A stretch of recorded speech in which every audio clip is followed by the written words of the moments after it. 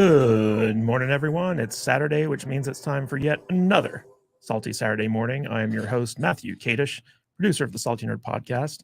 And we've got a few technical difficulties because there are some people who haven't been in the Salty Nerd studio before and don't know to turn off all their devices. My bad. So we don't get an echo. Sorry about that. But we're really excited to come to you because normally we're just doing the Skype thing for Salty Saturdays where everyone kind of like connects to StreamYard through their perspective webcams and stuff like that. But today we're actually in studio because we have a very special guest on the Salty Saturday morning panel, and that is Mr. Len Kabasinski, filmmaker extraordinaire. Thank you for being here today, Lynn. Oh, thank you very much. Thanks for having me. And with us, as always, is my brother from another mother, Matt Vader 74. Hey, man. And Brian coming out of his man cave to be here and clear with us in person. At the studio. Good to see you here, Brian. Good to see you, my friend. I'm glad I'm here. This is a great studio. I love it. Yeah. And unfortunately, Odin's not able to join us today, but Tom Connors Jr. might be coming in to join us at some point in time. And if and when he does, we will be sure to welcome him in here. Real quick, I want to give a shout out to everyone who is in the chat. We got Anthony Mark, who's always the first person here. Good to see you, Anthony. Mexican Iron Man, Danny's mom, Penny. We've got Gavin Blackburn, Super Sticker Extraordinaire, Mr. Farnsworth, Def Row TV, Gavin Cocho Dragon. We got Cocho Dragon here. Thrasher 613. We got Whiskey Jack, Mighty Orbots, Mixed Teas. Hey, all. Is that Shane, Brian? I'm assuming. Okay. Well, no, it's me. My bad. Oh, it's you. Okay. Never mind. Fuck you, Mixed Teas. Wrong account. So we got the Ozone Nightmare is also here. He was in studio with us last night doing a live commentary track, which is a lot of fun. We got the Redheaded Daft Cow, which is my lovely bride-to-be, Juju herself. Good to see you, my dear. So we got lots of stuff going on today. Do you not inform her of what's happening? I keep her updated regularly. Because she didn't even know Brian's here. Yeah. I literally What is wrong with you? Come on. I told her like 5 or 10 times. Jude, do you want me to smack him around? I can smack him around. Sorry, Jude. Sorry. Literally this morning, I told her exactly what was going on today, exactly who's involved. So you either don't tell her or she doesn't pay attention. So it's probably the latter. Yeah. Oh, man. All right. So I want to thank everyone for coming in the chat today. Really appreciate it. And because we are coming in from the studio, our overlay is probably going to be a little bit more obnoxious than usual. But we want to give a shout out to our Saturday superstars, Scotty Dub, Bob Dorsey, and the AstroNerdBoy. We had a great live stream with the AstroNerdBoy last Tuesday, where we co-hosted one of his live streams, and he asked us our opinion about a bunch of like legacy sci-fi genre shows. Yeah. That was a lot of fun. We of course have our loyalists, who are our most consistent donators. We got Joker Voice and Mexican Iron Man, who already dropped a super chat this morning. Thank you, sirs. And our top super thankers, Backyard TARDIS and JT Gunn. We also have our $100 club in the works. So like if you guys want to have your name listed on the stream, just join the $100 club. And our top contributor and biggest supporter, Scotty Dub, guy who has donated and supported us the most throughout our Salty Saturday morning careers. We'll give you lots of props, Scotty. Thank you so much. But the big thing today is if you guys want to become an SJW, aka a Salty Justice Warrior, be sure to check out our link in the description to get your own Salty Justice t-shirt and show your support for the Salty Army. We're still waiting on Brian to get us a booby commercial, but until such time... No one wants to do it, man. No one wants to do it. As Brian gets off his lazy ass and gives us a booby commercial, we have... I can do it. We have the sausage commercial, which we're going to play right now. That's for sure. I know.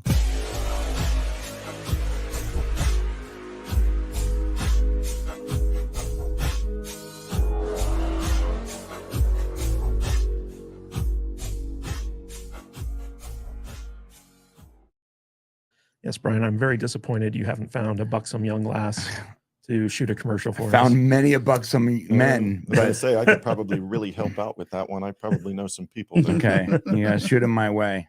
Yeah, we're gonna have to hook you up with Lynn here. And real quick, the goal for today is 5 new YouTube members. We have a lot of really cool stuff going on in the YouTube members area where we're recording member-specific stuff on video for the YouTube members. And on saltynerdclub.com, we're going more audio exclusive. So if you like listening to podcasts and stuff like that, saltynerdclub.com is the place to subscribe. If you like the video stuff, definitely check out our YouTube membership area. And we're going to try to get 5 new subs during the course of this stream. So that would be a lot of fun. All right, guys. So enough with the housekeeping. Oh, we also have Tom Connors Jr. How you doing, Tom? Tom, you there? Hello, how you doing? Hey. Doing good, man. Hello, Tom. I had to go looking for the link. All I see is Matt. Tom, I thought you were going to be here, so I waxed my butthole. Well, you know, one of these days our queer love will prevail. I know. In the meantime, Did you bleach it too? I didn't have to. I'm very white. Oh, okay. Oh, wow. Check it. That's why I didn't show up. You didn't bleach it. I knew it. I should have gone for the bleach. Yes, Brian is our queer representative during Pride Month, so we can say anything we want, not have to worry about. This is why I'm here in studio. They need extra shielding. They need extra shielding during this month. But Tom, I don't know if you've had the pleasure of meeting filmmaker extraordinary Len Kabasinski. How you doing, Tom? I have not. Good to meet you. Good mania. All right, so we got a lot of stuff to talk about today, but the first thing I want to do is talk to Len about his currently in development film. So he released a movie called Pact of Vengeance not too long ago that is now available on Tubi along with the rest of his filmography. And that's kind of a throwback to the 1980s style action movies. But you got a new movie in town or in development called Demoniac. So I wanted to ask you, Lynn, is there anything you can share about your new movie that you're developing right now? Yeah, I mean, Demoniac's in the writing phase now. I'm writing it with Eileen Herbert, a scriptwriter from LA. So we're kind of co-writing it. You know, she polishes it and kind of piecing it officially together. And I'm kind of writing things, pacing, you know, the story and how the film will kind of go. So, but yeah, it's into like the second act right now. So it's coming along. After Pact of Vengeance, with Demoniac, I'm not going to give away too much about it, but it's set in the world of like stage theater.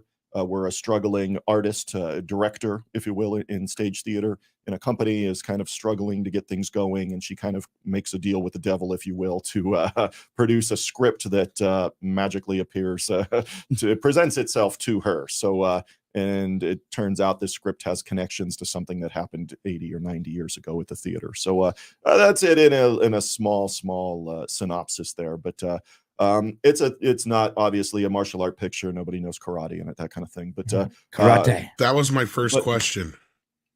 If everybody knew karate or anybody did, no, you know, just when people like to think they know the answers of me, I like to change all the questions. So it is, you know, I'm going back to a more horror atmospheric type thing like I did several years back called Blood Prism.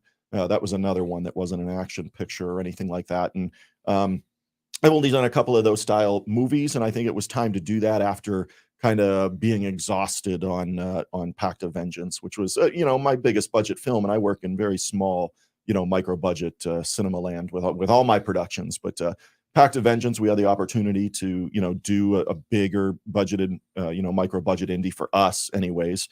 I think we had a budget for Pact of, I don't know, $38,000 maybe, but that's not a lot of money, folks. But for us, you know, it's, you know, 7 times the budget of something like Swamp Zombies 2 or Blood Prism or, you know, Hellcat's Revenge 2 or something like that. So, you know, for Demoniac, I knew after being exhausted on Pact of Vengeance, I wanted to go something more, you know, less is more kind of thing. You know, the production value and all that kind of stuff will still be there in something like Demoniac. But I didn't want a big cast. I didn't want an exhausting action-oriented picture kind of thing. I didn't want to try to coordinate something with 40 and 50 extras or something like that. This time, you know, Pact took it out of me in emotionally and physically in a lot of different ways. So I was ready to, you know, downscale and make something awesome, but yet not the massive production that Pact of Vengeance was. All right, so real quick before we move on, I want to call up some super chats here. So Mexican Iron Man for $4.99. Gonna miss the show live. We'll catch the replay. Hail nerds. Hail to you, Mikey. I really appreciate the support. I love you, Mike. Yes, in a heterosexual way though, right? Just say Sure. Yeah, whatever. What does it matter? Does it really Whatever, matter? whatever Mike's into. Hetero life mates. I feel like I'm not talking into the right portion of this mic. Talking to the end of it. Like Mike it's is into private. married women. Like You it's sound private. just fine, sir. Like it's right. Oh, There you go. Okay. So There you go. so Brian, the special headphones you're wearing do mix minus, so you don't hear yourself properly. really? Yeah. So basically, like it might not sound like you're doing it right, but you're doing it right. It's stressing me out. That's what my wife says all the time too. I was gonna say it's probably what you hear from your wife all the Yeah, time. all the time. All the time. It's a constant thing. Then we got a super chat for $10 from Lamar Clark Gaines, our friend at the Perfect Turd podcast over there. Good to see you, Lamar. Yeah, Thank you right for on. the $10. Hey, Lamar, what's going on? He says, keep up the good work from the Perfect Turd podcast. Those guys love you, Lynn. Do they? Yeah. Yes, they do. Yeah, they're good dudes. They review. I kind of follow them and listen to their stuff. And I tried to do Cocaine Shark Man, but no, dude, no. Like, let me do a film like that. That's what I'm saying, people. You want me to do Cocaine Shark? I'll nail that, dude. I'll give you what you want to see. There's going to be some big boobs and cocaine and karate and stuff like that. And there'll be a shark in it. But yeah, I follow them. I think we got some things in common filmmaking wise, what we like and stuff like that. So they're cool dudes. Yeah, it's an excellent show, excellent channel. If you guys haven't checked out the Perfect Turd podcast, go find them on YouTube. They are definitely worth checking out. And we got our first super sticker from super sticker champion Gavin Blackburn for £1.49. Gavin Blackburn. Like how I did that, Vader. Yeah, that was very fancy. Yeah. Very fancy. So thank you for that, Gavin. I always appreciate the support. And of course, we got WG, Mr. Dubs himself for $20. Great show, gang. Keep it up. That's going right towards the fridge fund. Is that right, Vader? Yeah, sure. You betcha. WG also gifted 5 subs. Just a few minutes ago. Fantastic. So, And amazing. of course, my lovely bride says, hear me out, Karate Shark. Lynn, Karate. I think that should be your next movie. You guys Hey, keep saying karate wrong. you're getting too Karate. close to my copyright on Nunchuckosaurus. You will hear from my lawyers. And Mr. Farnsworth takes it one step further, my dear. He says, sharks on the moon. Ooh. And I believe that's already done, and it's a to be original. It's on there. No, I'm serious. Shark Side of the Moon, I think it's called. Really? Yes. Well, are they Nazi sharks? Oh, dude, I didn't watch it. That'd be the I best. don't know. I don't know. I don't watch Nazi any sharks. I don't watch any B. But aren't they all? Shark Side of the Moon, to be original. Go check it out. That's really funny. I mean, they're called great whites after all. I mean, come on. That's right. There are a lot of great hidden gems on Tubi, aren't there? There are. Yeah. I Tubi's have great. zero interest in doing it. I use it only for pornography. You use Tubi only for pornography? That's right. Yes. There's I have a- pornography on Tubi? Well, I mean, I have a very specific kink. So Oh, okay. You care to share? No, don't. I don't. Why do think you I want can, him but, to? I'm worried that it might be a crime. So That's just between us. okay. All right. Okay. In probably 49 states. Yeah. All right. Speaking of kinks, let's talk about Hawaii the doesn't Zelda count. movie. So with the success of That's one of them. Yep. With the success of Super Mario Brothers, it turns out that Universal has gone whole hog into the Nintendo universe, and they are currently in active negotiations to basically share Legend of Zelda and turn that into a video game. So recently, there was a podcast on YouTube called The Hot Mic, I believe. Are you putting John Rocha on our channel? No, I'm not showing him. I'm just God, dude. referring to it. Why? What's wrong with John Rocha? No comment. Yeah. Zero All right, comment. All right. on it. So in this podcast, they basically broke the news that Nintendo's in final negotiations with Universal about bringing Link to the big screen. And with the success of Super Mario Brothers, I think that this was inevitable. I'd like to see a Metroid movie and maybe a Star Fox movie as well. But Matt Vader, since you're our resident video gamer, what's your take on a Legend of Zelda movie? I'm all in. Let's go. Why wouldn't they make a Legend of Zelda? Yeah. Why wouldn't they? Is it live action? I mean, Mario killed it, and they need to start exploring all of these Nintendo properties to take all the dollars out of our wallets. Yeah, I think there was actually Yeah. like a little hint at the Yeah, end of the there movie. was. Yeah. There was. Yeah. I think there's going to be a whole Nintendo universe round of movies coming. Anyone that's ever like anyone that's in our age range is gonna lose their minds for a Zelda movie or a Mario movie. Any like this. Gen X and above, which is basically everybody that's not in a retirement home, and people that have money now. has 'cause played Nintendo. Zoomers don't have no movies. money. I would actually be probably 0% interested in a Zelda movie, to be honest. Yeah, but If you're gonna do Nintendo and you want to like pick somebody's interest like mine, give me the, you know, gauntlets, or give me something like that. I don't need Double to see Dragon. I don't think- right. That's what I mean. Well, Give me Gauntlet Double would be Dragon, rad, but I don't think Gauntlets. Gauntlet was Nintendo. It was available. Well, right. I mean, Yeah. Capcom or whoever owns, Yeah. you know, them technically. But it seems like with Nintendo, right, you're going to get the Mario Brothers, you're going to get Zelda, you're going to get those kinds of things, but you're not going to get, right. I'm interested in, you know, Double Dragon. You know, I know that's been done before, but just for example. What about Beast? Remember that one, Beast Man or Beast Wars or whatever? Gauntlet was awesome. Gauntlet was basically D&D you know, on those kinds of Nintendo. things. Yeah. Oh yeah, Contra. would Contra, make a great I think would be adaptation. awesome. Up, down, But- down. Left, right, Yep, left, right. yep. BA, select start. Woo, Konami code. My fear with something like Contra would obviously be it's going to be another rock movie or something like that. And no, God, no. But yeah, those are the kinds of things that I'm interested in, those types of movies. So Zelda, Mario Brothers, all that stuff. I mean, if my kids wanted to go, which they weren't interested, they went to Sonic, right? Is that a Nintendo thing? That's a Sega. Sega. Okay, all right. Well, they went to Sonic, and they And that enjoyed it, movie but- was huge too. Those movies are so way outperformed what they They did, should yeah. have done. You know, Tom, you guys on Midnight's Edge were reporting on this like months ago. What are your thoughts on it coming out just now that looks like Universal is going to be closing the deal on it? We had actually heard that they were pretty far along in development on this already, so I'm not surprised. This is probably news that it's you know how these cycles work. We're just hearing now they're in active negotiations or whatever. The deal was probably done a month ago, right after Mario Brothers made a crap ton of money, or even before that, from what we've been hearing for a while. So this is a no-brainer. Obviously, Zelda being their second biggest property would be the next thing they would work on after the success of Mario. And I mean, as long as Nintendo and Illumination can keep that, or whoever, if they decide to do it live action or animation, I don't know. I haven't heard that far yet, but I'm assuming it's going to be animation like Mario from what I heard. So if it's going to be Illumination again, you know, maybe they can capture lightning twice in a bottle. I mean, Zelda just had a game come out, what was it, last week or the week before, that did pretty well from what I'd heard. So Yeah. No, will it do as well as Mario? I don't know.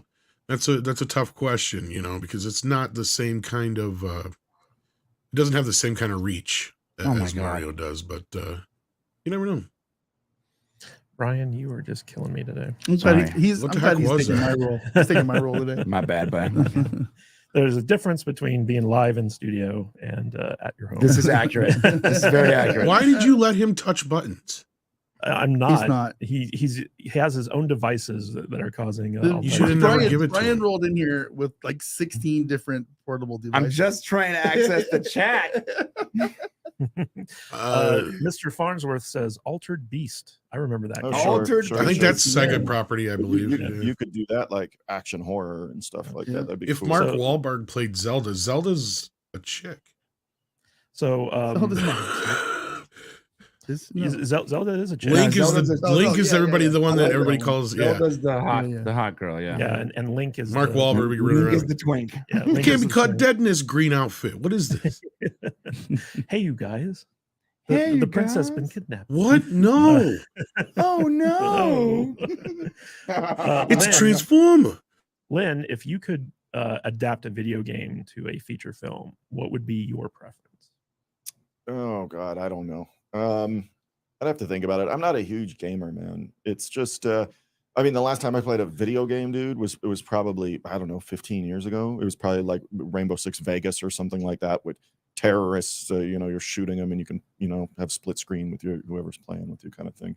I like that kind of stuff. I'm not much into like RPG type things and stuff like that. Or you know, I think I could make something really cool, like I mentioned before, though. Gauntlets, whoever owns that property, I think that has some real cool potential to be something awesome. Obviously, Contra would be very, very high on my list. Old school games, like they were probably on Sega, actually. Stuff like Narc or Streets of Rage or something like that. I would be interested in that kind of thing. Yeah, Snatcher for Sega CD. But that's kind of Blade Runner already to begin with. But I thought that was a cool like story, or Way of the Dragon or something like that. I'd be interested in all that kind of stuff. But you know, the RPG stuff and that kind of stuff really doesn't interest me. What was that one game where they just had the two karate guys facing off with each other and you had the two stick controllers? It was called Karate. It was just called karate. Yeah. Yeah, it's just Karate. karate. They just make a movie about that. Sorry, Karate. Karate. Yeah, I guess if I had to pick, I mean, I'd be really interested in something like Contra. I or think they something should like make that. a movie out of that Karate Kid game they had. There's lots of games that they could make movies out of. Tons He of- No, Vader, didn't even get it, did he? Vader, we just recently started the Salty Nerd Gaming Yes. channel. Someday we'll have content on there. Yeah, someday. What do you think? So I know that you're big into Diablo 4 right now. Well, I Have you had haven't- a chance to play it I yet? havened had a chance to play it yet. Okay. But you are going to be playing Well, it I on- will be played playing it. Yes. What's your thoughts on Diablo 4? It's good. So it feels sort of grindy, to be honest, but it's good. Well, isn't that That's Diablo? It's kind of the like- point. Yeah. like- Yeah, and I gotta complain real quick, only because we're on topic. Why is there not an option to unlock your camera? I can't stand the fact that the camera is attached to your character, and you can't move the camera is attached to your character. There's no free camera, Oh, really? I did not know that. and it's very. I understand that that's classic Diablo. Yeah. But we're beyond that now. At least have the option to be able to move your camera around. Well, It maybe drives they me wanted nuts. to tap into that old school Diablo feel. Drives Diablo, me do nuts. better, I'm Diablo. super OCD, so I'm sitting there and I'm trying to like you don't always want to be your character is not always in the middle of the screen. Sometimes you want to go up or down a little bit, see Yeah. what you're dealing with. No, you can't. I mean, like every video game since the beginning of time has been like camera is focused on the character. Mhm. I understand that, but games now have the ability to move around and look. You have a free camera. You can lock back to your character with a key, but you can still see the camera. mean Yeah, like- what's like the StarCraft? film? They did a film Yeah, not too StarCraft, long Dota, ago. Warcraft. They did a film not too long ago that was all in the point of view. Was it Hardcore Henry or Yeah, Hardcore Henry. You know what I'm Mhm. talking about? Yeah, I remember It's that. very much like It was like a video game. first-person shooter, Super right, basically. correct? Yeah. Yeah, Doom tried to do it first with The Rock. Remember that? That failed miserably. Oh, that was Yes, terrible. it was That was pretty terrible. It was And the pretty horrible. camera was like where the gun was. Like, was the gun the camera? No, it was basically mimicking what the first-person perspective of Doom looked like. So it supposed had to be- like the supposed to be camera. eyeball. Yeah. Yeah, it didn't work. Well, they only did it as like a quick gimmicky thing at the end of the movie, Right.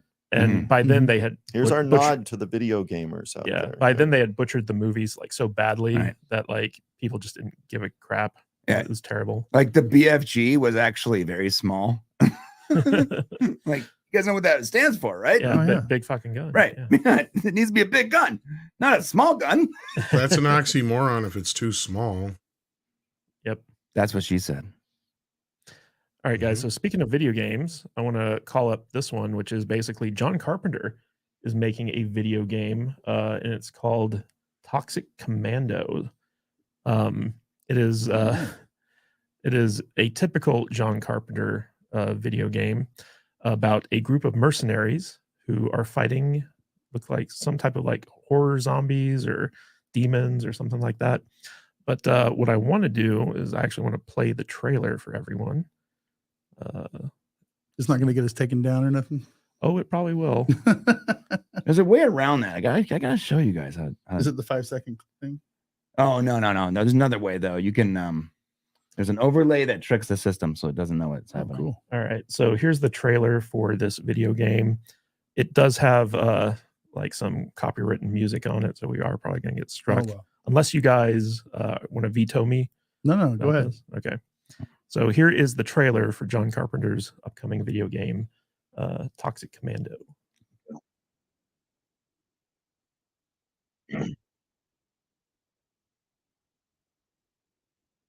It's a really good graphic. No audio though. At least not for me anyway. These are cutscene graphics now, man. It kind of looks like Carpenter directed this.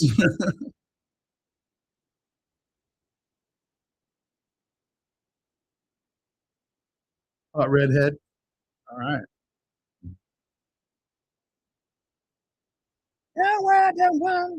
Yeah, they're not getting any audio in the audience either, like me.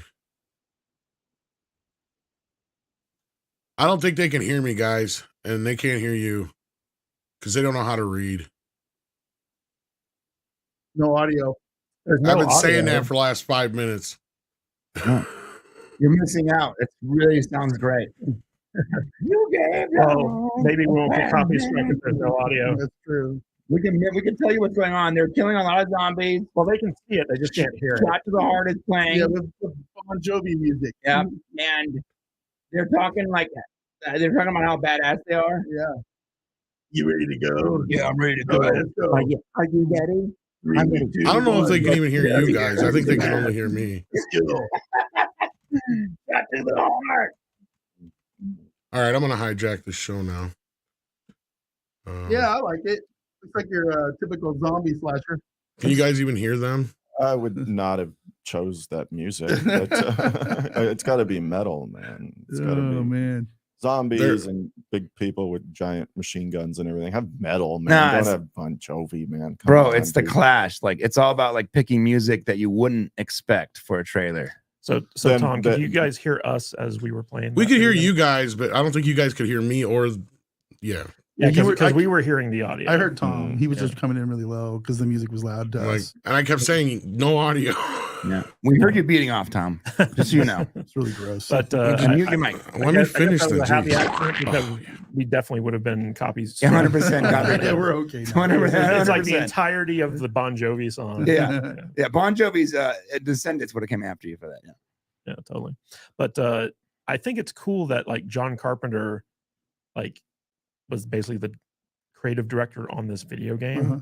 because in the cutscenes and like the build up to the gameplay, it felt like a Ghost of Mars type John Carpenter Mhm. movie that we were Well, watching. video games can allow filmmakers to do basically whatever they want, right? Mhm. I mean, Right. as long as you can make a game around their thing. I mean, Len could probably put a video game around one of his movies. Yet If- somehow if there he was still that wanted to do ultra that. close up with the character in the background, the one that was actually talking, which is a classic John Carpenter thing. You can do whatever you want, but let's do exactly what I've been doing for 30 years. A couple of them, sure. I mean, like I did Swamp Zombies would make it. Swamp Zombies. I think Challenge of 5 Gauntlets makes the most sense because there's bosses and gauntlets and stuff like that. It would set up fairly well for a video game, probably. That'd be kind of fun. Yeah. I'm curious how much actual That being said, it really doesn't interest me. But what John actually did for it, though. I mean, I'm curious how much because I mean, they could just be slapping his name on it and making a game that feels like a John Carpenter Yeah. movie too. They send them some like artwork. And what do you think? Looks good. Good. associate produced by John Carpenter. Yeah, because Oh, I like that when he says, "What do you think of when they remake one of his movies, or how involved are you going to be?" He goes, "This is how involved I am. I put my hand out and they put a check in my hand. They put my name on it. Well, They put my well, name I on it, and don't I know go if home you and guys- smoke a joint." Yeah, I don't know if you guys noticed, but at the very beginning of that, of course, the audience didn't notice, but as like the soldiers are driving down the freeway, very faintly on the radio, you can hear like some of John Carpenter's music before it switches to the Bon Jovi song. That's funny. That was an odd choice for the trailer, though. Like shot through the heart, Yeah, you're to blame. dumb. It was dumb. It's Because the, it's it's contrast marketing. They do that in the trailers a lot. I mean, it's a great song. Don't get me wrong, It's- but it seems like odd for like a zombie survival horror game. Yeah. Blame James Gunn. He started it. I Well, want well- Seek and Destroy by Metallica. Yeah, I was, Yeah. I was gonna say, Lynn, you probably would have preferred a metal. Metal, song, right? absolutely metal. You don't play Bon Jovi, that's rock. Yeah. Play something Hardcore metal. 80s rap. No. Metallica's too expensive. Bon Chris Jovi's Cross. cheap. Yeah, Chris Cross, Yeah. make you wanna No, it doesn't jump. have to. It doesn't have to be Metallica, Put but some, I mean, put some behemoth on the sound. They're just Over- cross now. Rest in peace, Chris. Overkill, Metallica, Megadeth, something Hardcore opera. I would have liked hardcore opera over Bon Jovi Do me in a Borgia. trailer like I don't this. think you like Bon Why- Jovi. That's what I'm I getting. didn't hear the don't music. mind Was Bon it like? Jovi. New Jersey's a great album there, but Was it just the for, song like, "Slowed Down"? I didn't get to hear it. No. so- No, it was literally just Pretty the much song. spot on, right? Right. Yeah. There was a moment where some characters were singing the Singing it. lyrics. That's how it started. They were singing the Yeah, song, which was then it odd. morphed into the fight scenes, and Right, they were actually yeah. playing the music. Yeah, they were like shot through the heart. Right. When Bon Jovi's appropriate, it's in movies like Spaceballs, where you play Yeah. Raise Your Hand and stuff like that. Now they this is really cool here. You can rock out to this. Always It's the what I right need. time. or Young Guns. Oh, sure. Yeah, great, Yeah. great song. Blaze of Glory is great in Young Guns. Yeah, great song. Great Yeah. song. I don't dislike Bon Jovi. I Or just American like Bon Outlaws. Jovi music and a zombie apocalypse. I Also, just like gay Bon Jovi. porn. It's very good in gay Yes. porn. You would Well, know. what isn't good in gay porn? Nothing. Exactly. This is why we have Brian here. But I actually think it's kind of cool that like I would like to see more filmmaking auteurs turn their gaze towards video games, because I think that there's a lot of like, can you imagine a video game from Quentin Tarantino, I for agree. instance? You know, like I think that would be really interesting to play. We saw Trey Parker and Matt Smith with the South Park video games. Those things were like amazing. Yeah, they're great because Yeah. it was more about the story than the gameplay. That's also. Well, the gameplay was also a lot of fun. Yeah, it was, but like I don't think they. I think they focused on the story. I think the gameplay was probably just attached to it. Yeah, but Steven Spielberg, you know, overseeing. Oh my God, Zack Snyder video game where it's all piss yellow and really dark. Yeah, Batman's getting raped in prison. Why did you say that name? all the fanboys would be really angry. He's all the getting time. raped, and everything is through like this prism of like yellow, like a dark yellow. You know what would actually make a really good video game is a Sucker Punch. I think if he adapted Sucker Punch to a video game, that it could actually be fun. Visually, Sucker Punch was outstanding. Problem with the Zack Snyder game is it's just one level, just a lot of slow-mo. Everything's a slow mo and everything's really dark. I could see a Max Payne video game produced by Zack Snyder. Just do the slow-mo stuff. I don't know what I'm doing, but I bet it looks really cool. What if there's like a special power where you can slow everything down? They call it like the Snyder vision. Well, Max Payne literally has that. Oh, It's that's called yeah. Bullet Time. Bullet time. Yeah. That's right. Oh yeah, you know what? Red Dead had that too, right? Yes. Dead Redemption Yeah, had Red that. Dead Redemption did have that. It was like you could slow down to like aim your shit. So did Fallout 3. Fallout 3 had that Oh. too. I can never master the Red Dead bullet time. I would always use it way too much. Then I didn't have it when I needed it. That game just drove me nuts. I really liked the first Red Dead. I never played the sequel though. I like the online version better. The first Red Dead is a sequel. Yeah. Red Dead Online was like Tom, stop making sense. you can actually like join like posses and go like raid trains and stuff. It was fun. All right. When real I quick, found out I could tie people up and put them on the train tracks, all bets were off. Oh my Oh, God. man. And let me tell you something. Yeah, my posse, that's pretty much all we did. We spent hours trying to capture each other, you know, lasso each other and put us on train tracks. That's all we had. That's all we did. I really like playing poker. in that game. Of course you did. You like poker, and we're talking about killing people. You're like, I like to go. I like to go sit down in a video game and play. Drink some umbrella drinks. Yeah. All right, real quick, we got a super chat from Whiskey Jack for £2. Wormwood is the only zombie movie anyone needs. Vader, do you agree with that? I don't disagree with it. Wormwood is something special, man. It really is. What about Resident Evil? Oh no. Am I the only old fogey here who like only watches like Romero zombie movies and that's it? Dude, you don't have, if you've never watched Wormwood, you're missing out. I'm not a zombie Have you fan. seen Wormwood? I have not. I know what it is, but I have not seen it. So I mean, yeah, if I'm gonna watch zombie movies, I go back to the 70s and 80s kind of stuff, unfortunately. But Yeah, Romero Everyone stuff, wants or at slow least zombies. You Romero tired of the fast adjacent. zombies? Go ahead, Tom. I said I like the Romero stuff or Romero adjacent like that. Yeah, like Sure. to me, like Night of the Living Dead, Dawn of the Dead, Day of the Dead, The Return of the Living Dead, those kind of movies to me are the real zombie movies. Everything after that is just copying them, basically. To I me, don't know, man. Train to Busan, I think, is the best zombie movie ever made. I It think might you're be. right there. to Yeah, me, it's I kind of don't- the I don't same like thing with like zombie the movies. haunted movies. Like other than The Exorcist, I don't need to see the exorcism of some kid down the street kind of movies. Like you constantly Exorcism have. of the Mailman. Yeah, it's like everybody's getting an exorcism. And you get an exorcism. And you get an exorcism. Demons are out of control. Oh, there's a lot of zombie movies I like. But yeah, Romero's the The father power of God zombie compels movies, right? you. But that doesn't mean there can't be other good ones. You know, Wormwood's No. great.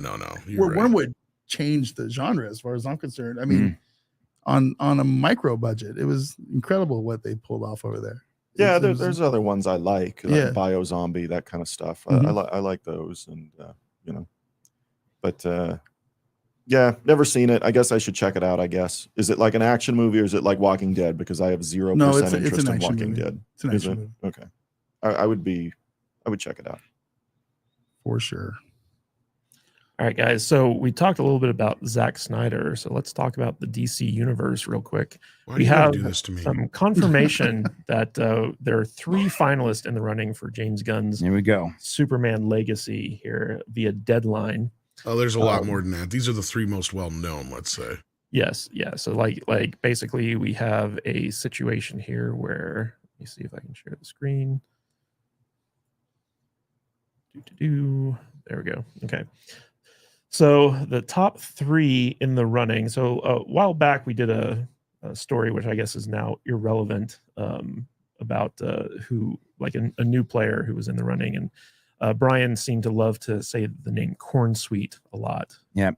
Corn Sweat. Yeah, Corn Sweat. Is it Corn Sweat or Corn Sweet? I'm gonna go with Sweat.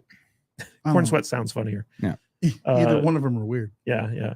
But basically, James Gunn has come out and said like the top 3 in the running for the new Superman is Nicholas Hoult, David Cornsweet, and Tom Brittney, who I've never heard of. I talked about Tom Brittney actually like 3 weeks ago too. I put a poll up with these exact names, and Tom Brittney had a 1%. No one wants Tom Brittney. That's the wrong choice. That's for sure. Well, no one knows who the hell he is. But I'm a big Nicholas Hoult fan. I think he's a great actor. I think. Are you sure James Gunn said this? He said they're shooting video, or they're shooting tests this weekend, but I don't remember him saying any names. I think the press put the names out there. Okay. Well, either way, these seem to be the biggest names in the running for Superman.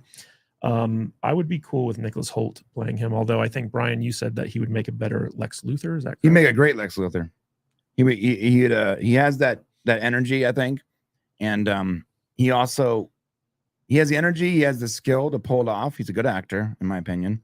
I think the Lex Luthor character is actually more important when it comes to acting ability than the Superman character. Superman's more about what it looks like, less about the ability to act.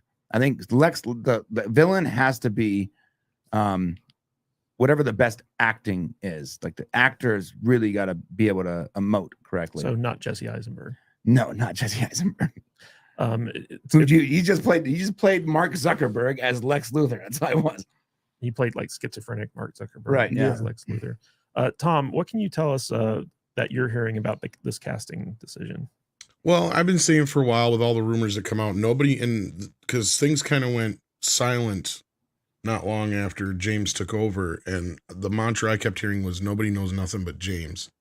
I've been hearing a few other things like about the Batman and stuff like that, and I've been hearing a little bit more about what's going on there, but like I heard they managed to get the Penguin close to being done so far, but the Batman 2 is kind of still up in the air, and especially now with the Writers Guild strike. But that being said, the whole Superman thing is because you had people who were going out there, oh, he's casted this guy, he's cast that guy.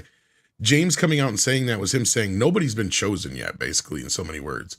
And I think that's the case at this point, because what I think he's going to do is I don't think it's going to be any of these bigger names that people are putting out there, because he's been teasing a lot of Donner stuff. I think he's going to go with a completely unknown for Lois, Clark, and Jimmy Olsen, most likely. The rest of the cast will be filled out with known people, but I doubt Nicholas Hoult will be playing Superman. He was actually up for the Batman role instead of he was the one that Matt Reeves actually wanted, but the studio wanted Pattinson instead. I agree. I think he seems more like they'll probably, if he's even in remotely close to playing anything, it would probably be some villain. I don't know about maybe Lex or if they're going to have Brainiac, he'd probably make a decent Brainiac or something like that. Great Brainiac, yeah. I agree. Perfect Brainiac. I agree. Yeah. So, but at the end of the day, I think we're never going to have heard any of any of these people that are going to be playing the main roles. And I think that's a good idea, but that's just my opinion. I know that they're still deciding from what I'd heard. Like, that's what I keep hearing is nobody knows nothing but James Gunn. Yeah, I disagree. I think that, and you can mark my words, my friends. I'm almost positive that Cornsweet is going to be Superman. David Cornsweet. James Gunn seems to have affection for that guy. He likes his posts a lot on Instagram. He comments on his social media a lot more than he comments on any. Is he the one I said last week? It actually looks like Superman. Yeah, he looks like Superman. He looks like sort of a discount version of Henry Cavill. Yeah, right. Yeah, I can see it. And so James Gunn actually interacts with him on social media publicly, and he doesn't interact with any of these other actors. So I'm almost positive that's the guy. And I think that there's some news kung fu, some narrative kung fu going on where they talk about testing other actors, and talk about other front runners because they're in negotiations. And we've seen that before. We've seen studios put out information that was not real, so that it publicly gets. We've also seen agents do the same thing in order to, beef up numbers or draw down prices for certain contracts. So if I had to guess, I would guess that David Corenswet is going to be playing Superman. And when it comes to Lois, I believe that one of these actresses are a good choice, and the other two are the absolute complete opposite of a good choice, a horrible choice. So if I had to guess, I would guess that also might be some contract shenanigans, because the names they're putting out, like Rachel Brosnahan, whatever. Can you draw her picture up so everyone can see it? I'll try. Go ahead and keep going. So Rachel Brosnahan would make a great Lois. She's got the acting skills. She's got the look. I'll take it. But she's up against, according to Variety, Phoebe Denver and Emma McKay. And my God, Emma McKay looks nothing like this. Is what Emma McKay. Look at this. Get out of here. No, please. No. I can see her as Lois. But sure. Rachel fits the bill. So not only is she good at the Marvelous Miss Maisel. Isn't that like what she's known for? I have no idea. I have no idea. But I've seen her in other stuff, and she's a good actress, and she fits the bill. But Phoebe Denver looks like a 13-year-old blondie. Doesn't work. I don't know about her skill. Emma McKay is a decent actress, but she looks like a drug-addled. She doesn't look the part. So it's the wrong choice. So if I had to guess, there's some shenanigans going on with the casting, and they're using Deadline or Variety or whatever to put the information out there to better negotiate. So gotcha. So I want to ask you, Lynn, if you were directing a Superman movie, if you were in the James Gunn position, who would you cast as Superman? Honestly, not a name. I would go with somebody absolutely completely unknown. Go to regional theater somewhere, go to regional stage theater, find someone that nobody knows. I wouldn't cast, Jake Gyllenhaal, or, I wouldn't be casting any name actor or actress for either role.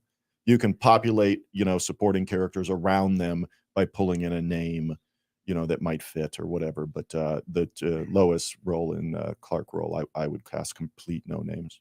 I think that's a good idea. Yeah, and I would argue that David Corenswet is. I know you like saying his name, dude, but I don't. It seems starchy to me. I'm not super interested. David Corenswet. He is unknown to me. I think you're missing an E, though. It's Corin. Whatever his name is. Let's just call him Sweaty. Listen, I had not heard of Sweaty until this news.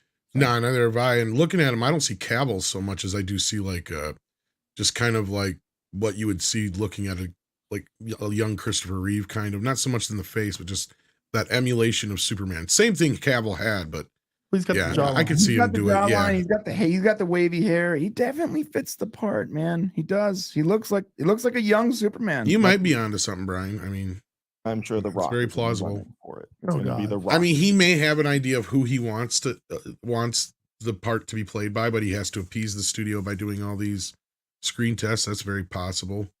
Right. So think about this. If you're a creative, you got to appease the studio. You pick your two, and then you stack the deck with horrible options. I guess I see more Rick Astley than I do. A little Cillian Murphy in there. This is Sweaty right here, for anyone wondering what he looks like. He looks like Rick Astley. I think he looks like a young discount Cavill, or maybe like an alternate version of Christopher Reeves. He definitely has that. He is the Five Below Cavill. There was a picture. Dollar Tree. Dollar Tree. There was a Timo Cavill. When you ordered Henry Cavill from Wish to the Transformers kind of thing. It's the GoBot. Yeah, he's the Asylum Films Cavill. Yeah, there you go. Yeah, I can see it. Aside, they made recently their new Transmorphers. Yeah. So like every time a big movie comes out, they make like a version of it that's. Oh, tell me about it. And so they made Transformers, and instead of Beast, like whatever it is, like Primal Beast. if you've ever worked at a video store, they are the bane Oh, of yeah. any video store's existence. Because you get tons of people that rent those things without knowing it, or if you're like, unless you're like me, I'll tell people up front, like, you do realize this is Transmorphers and not Transformers, right? You know, the Fast and the Angry is not the Fast and the Furious. You get that, right? It's like those Asylum knockoffs. Yeah. Snakes on a train. That's exactly what we're talking about. And like I said, I used to warn customers, but we used to get some people that they wouldn't warn them, and then they'd come back and go, "This ain't the movie I thought it was." It's like, yeah, I know. Sorry. There's a couple of good Asylum films. To be Thank honest, you for though. your $2.99.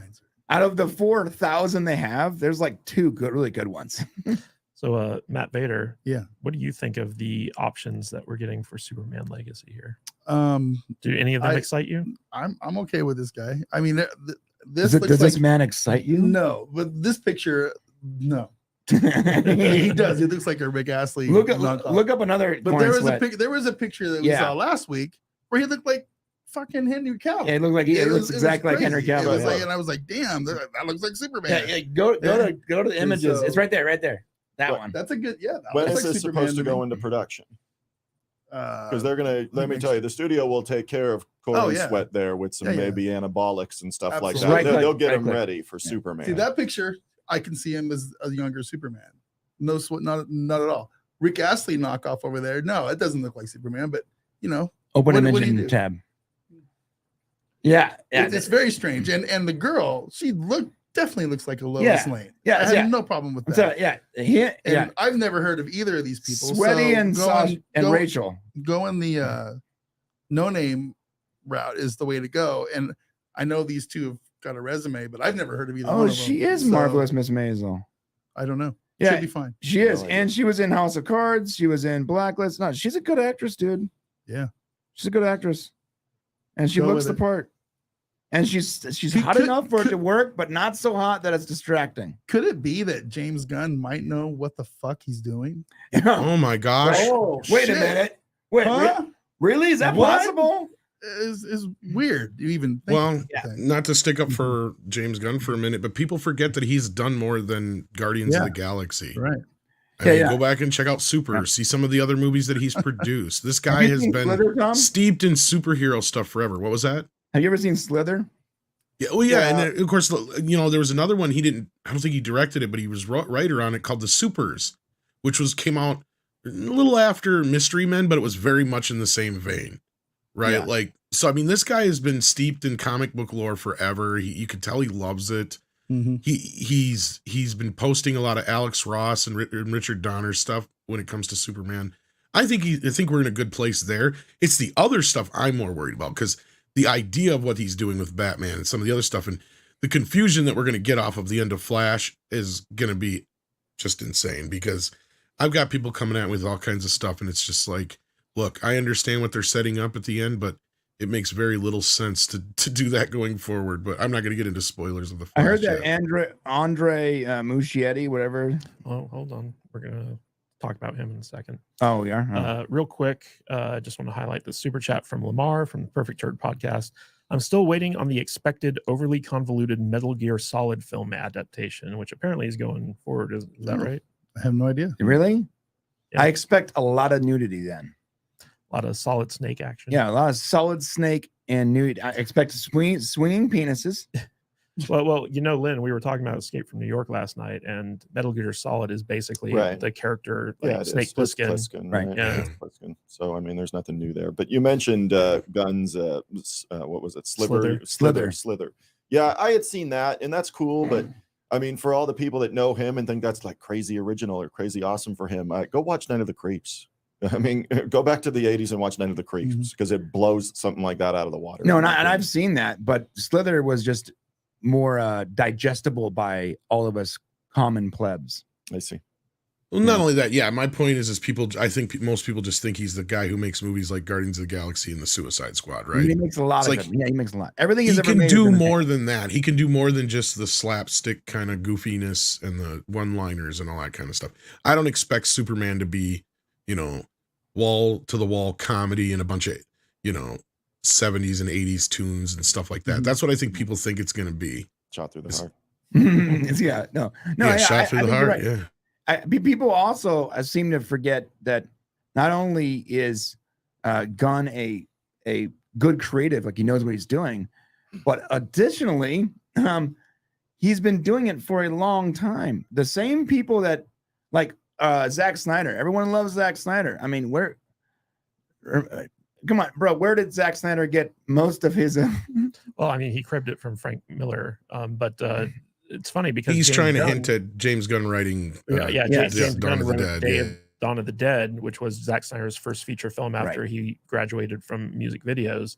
And it was probably one of his best films because he actually had a good screenwriter on it. As soon as Zack Snyder started writing his own I would movies, agree with things that. went downhill very quick. Right. So I would argue that when they picked up James Gunn, it might have been intentional that they went for the guy who was able to get Zack Snyder to that position. So go, get the master while the student is busy. Well, what I somewhere had else. heard was they brought him over because after he was fired from Disney, they're like, do whatever you want. He did the Suicide Squad, the Peacemaker. Peacemaker was such a hit for them on HBO Max. That's when they started back in January of last year, whining and dining him, going, please, please, please take over the DC. Please, please, Peacemaker was please, awesome. please, please, please, please, please, for months and months and months. This is why things were in such chaos. We just had, and I'm sorry if I'm stepping on the story, but if we're doing it later, but the Aquaman director, James Wan, was just recently talking about how things were changing constantly during the making of his film. Well, that was because everything was in constant flux back and forth. Right. Mike DeLuca and Pam Abdi had come in after all the stuff they were dealing with before. And that was kind of like this middle ground between when James Gunn finally took the job and when they weren't sure what they were going to do. So that's why Aquaman kept changing too. And at this point, then when James signed on, it was like, well, whatever James wants to do, that's what he's going to do now. He's the end all be all king of everything at DC, basically. Right, which I love. Well, while we're on the topic of DC, let's talk about how the new Batman Brave and Bold movie might have found its director, which is Andy Muschietti. Is that how you pronounce it? Muschietti? Muschietti. We'll just call him the Mooch. The Mooch. The it guy. So they found the Flash director, the Mooch, as the guy who might possibly be directing the next Batman film, which is James Gunn's The Brave and the Bold, which is going to focus on Damon Wayne as Robin. I hate that so much, by the way. This is what I was hate referring Damon to Wayne. earlier. I hate too. Damon Wayne. Yeah. I hate most of the Robins. I hate it. Yeah, I'm so- not a fan of this idea in the least. Yeah. I hate So- the idea of Robin. The idea of like taking some prepubescent boy and putting him in a super suit is just problematic at best. Well, Tom, can you expound on why you have a problem with this? Well, first of all, Robin has never gotten his just dues in general. I'm not a huge fan of the character for the most part, but outside of Chris O'Donnell, which was ostensibly playing Nightwing, not Robin in those movies, Right. Yeah. we've never gotten the Boy He was Wonder like on 29 screen. years old, guys. Yeah, outside of the 60s film, we've never really gotten the Boy Wonder on screen. So if you're going to do it, I guess this is one way to do it. But as you just said, Damian Wayne is one of the most disliked characters in comic book history. Yeah. In Everyone fact, hates him. almost every one of the Robins is hated except for one, as far as that goes, maybe two at best. And, outside of like multiverse Robins, because what's her face, Kate, was it Kate something or other that was in the Miller one? She's usually accepted, but outside of the original Dick Grayson, nobody really cares or knows who Robin is. Right. Some people know who Jason Todd is and stuff like that, but not many. Tim Drake, maybe. At the end of the day, though, why are you jumping over all these other more well-known Robins and some of them, like I just said, more well-beloved? And not only that, this is not the kind of Batman movie I think anybody wants, really. I think people just want Batman going back to just being badass Batman again. Yeah. I think there's going to be a lot of confusion and convolution, especially if this is true about Muschietti taking this job on, considering what the ending of The Flash is. And I don't want to spoil it for anybody, because the person they have, let's just put it this way, the person that they have playing Batman at the end of The Flash makes no sense and is way too effing old. It's already out. It's you're already right. out. No, you're totally right. I saw it. Yeah, I don't want to spoil it for anybody who may want actually be the one person who hasn't heard yet. I But think it's fantastic. I haven't heard. Don't spoil it for me. What? I love it. Yeah. But that's the chaos demon. Yeah, you're inside a sadist. then you must have missed my post You're from not last even night. chaotic Yeah. neutral. You're I saw chaotic it. I saw evil. it. I love No, I it. was talking about Kate-ish, but yeah.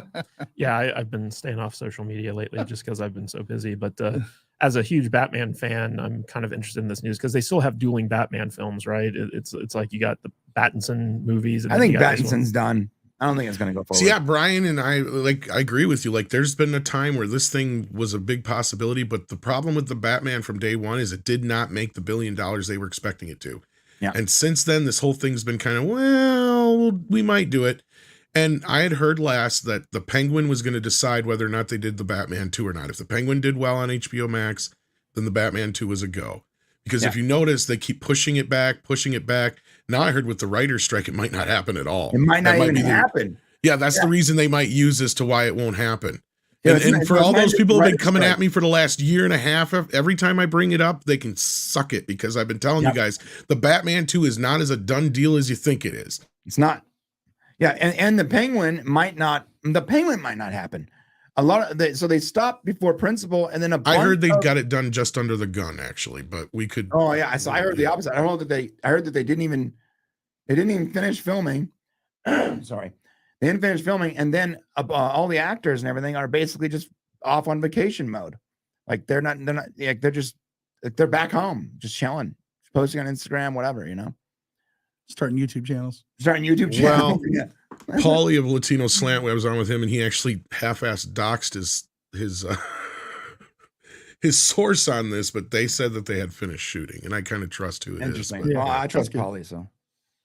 Yeah. So Muschietti, the Moosh, he directed this Flash movie, which is coming out I think this coming weekend, something like that. You got your tickets already? No. Yeah, I got tickets But this week, baby.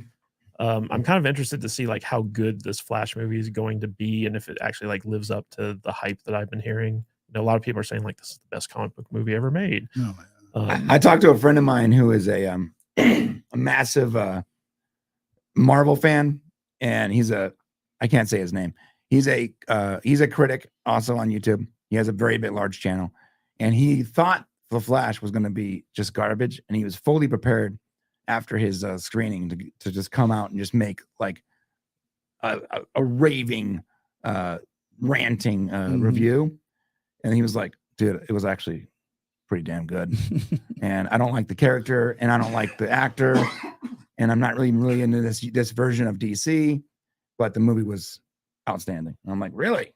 And if that dude can praise it, then my hopes are sky high. I know about a half a dozen people who've seen it so far, and I've heard mostly positive, but again, a lot of these same people are saying like the Sasha Cayenne or whatever her name is, she's been pretty much minimalized to nothing in the movie. All the stuff we've seen in the Supergirl. Yeah, Supergirl, yep. All the stuff we've seen with Batman, those are all the Batman scenes, like in all the trailers. That's it. Yeah, it's a Flash movie. It's not a Batman Supergirl Flash movie. It is pretty much like Back to the Future 2, where they go back into Man of Steel, like I've been saying, and it's all about Superman dies as a baby and all this other crap. And again, it may be fun, and there's a lot of member-berry stuff going on in there for people to ignore it for a while. But I have a feeling once the dust settles on this movie, people are going to start going, well, it's not as great as we thought it was because of all these reasons. And I could be wrong, but to me, I see a lot of the Civil War factor with this. You know how everybody got excited with Spider-Man being in Civil War? Mhm. Kind of the same thing here with Batman. People are ignoring everything else about the movie and just, oh, the Batman's there. I don't know. I hope that you're wrong. I do know that people have talked about the acting in the movie and how clever it was. And Sasha, even if her role was minimized, her portrayal of Supergirl was actually really good. And the only complaints I've heard from all the trusted people that I know that have seen it is basically some of the graphic choices are very odd. And it's Special effects, you mean? Yeah, the special effects. Yeah, certain moments, it's very noticeable that the special effects were. Well, I think Chris Gore is one who said, like, they've had 3 years to finish this movie. Why do these effects look so bad? This makes no sense. And it's weird because there's areas where the effects are amazing, and then other areas where the effects are clearly unfinished, and you're like, I don't get it. Like, it's like John Wick 4. Okay, gotcha. Yeah, it's weird. It doesn't make any sense why that. Vader, are you excited at all for the Flash? No. You give zero shits about the Flash. I've told you guys this.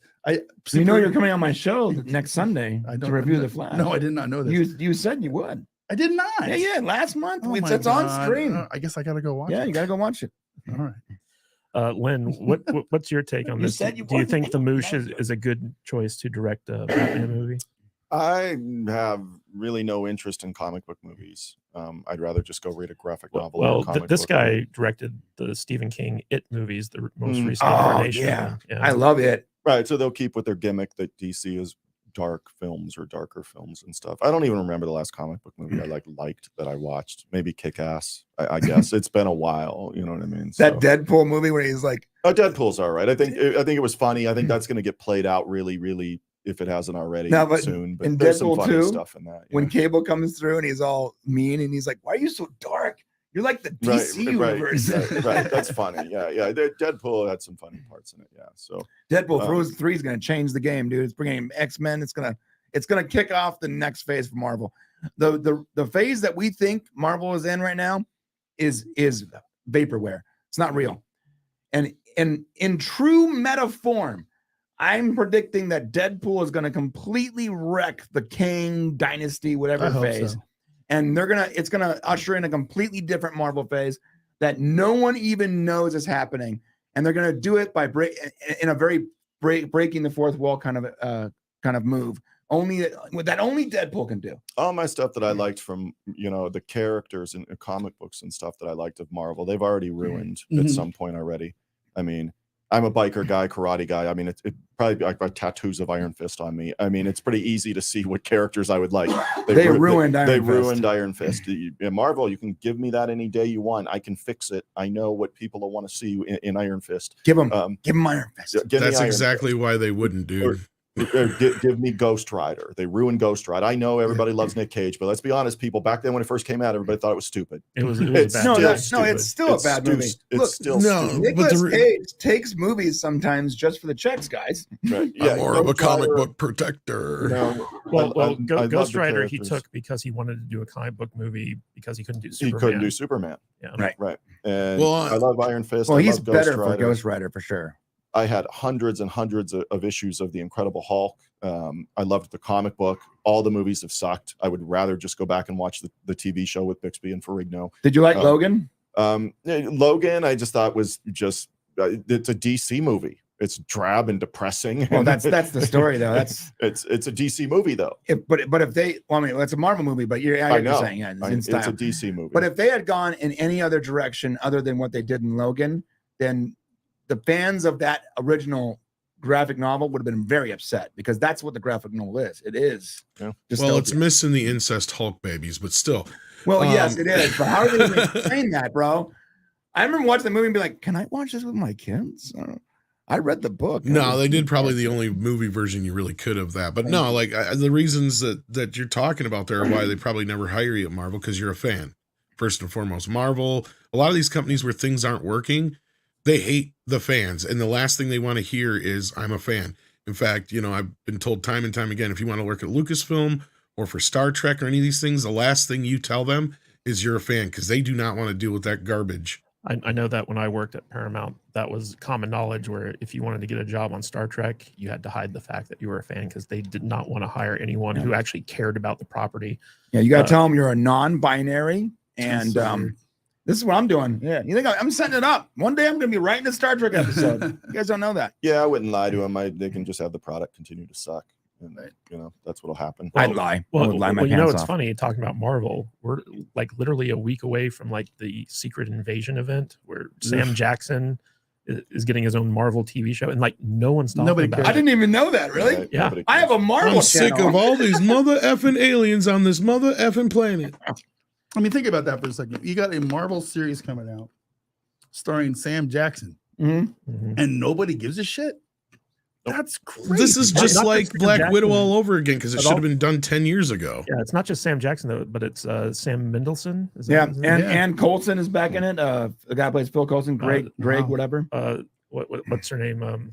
Smolders. Smolders. Yeah. Oh, Colby she is Smulders. so Colby hot. Smulders. She is so fine. Oh my Yeah, god, Yeah, like she's returning she's to it. unbelievably hot. I think that there are other like Marvel characters that show up, and the trailers I've seen for it look amazing, but like nobody's talking about Yeah. it. Nobody cares. Nobody cares.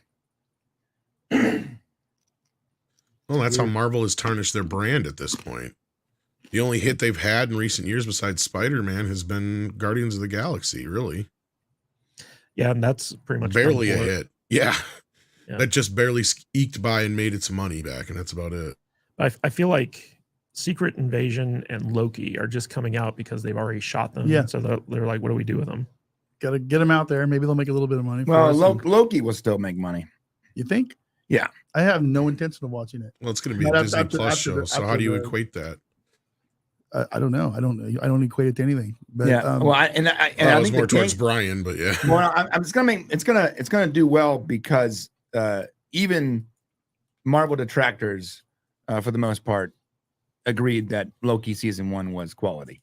really? I like Yeah. Loki season Yeah. 1. Huh? I guess I'm in the minority. Here's the then. deal: the problem with Loki season 1 is they introduced Kang and then immediately killed him, and that was the start to the problem with the whole Kang. I was out dynasty. after the first episode when they treated the Infinity Stones like paperweights. I'm like, okay, I'm done. I don't have a problem with that. Yeah, Brian, don't crunch your candy into the mic. Oh my God! Brian's a hot mess today. Brian is one of the most unprofessional Brian's YouTubers not in used the to world. being Of in a course. professional Yeah. studio. Brian has these things he pulls up where it's just him standing there looking like he's really there, but he's really not because he pushes these buttons. What are those called? Yeah, Yeah, it's like I have a button on my StreamYards, sorry, my Stream Deck, where I can press it, and it takes like the last 10 minutes of me and plays it over my screen, so I can press that button and go to the bathroom, do something, Yeah. and no one even knows I'm not even there. yeah. Oh, we know. Well, Matt, We you know guys because know. we ask you when you're quiet. That's the other reason. We I know, yeah. They'll be like, "What do you think, Brian?" I'm like this. We don't even have to do that. It's like he's been quiet too long. Yeah, he's taking a piss. And I'm just looking at the Yeah. camera. I'm just waiting back and forth. You're the now only what? one on YouTube who talks more than I do, Brian. Come on. That might be true. I know it's true. We appreciate you being here, Brian, but we got to train you on proper I'll get better. studio etiquette. I'll get man. better. Do better. Do better. I'm having a hard time. Today Don't too, do your so best. I get it. Do my best.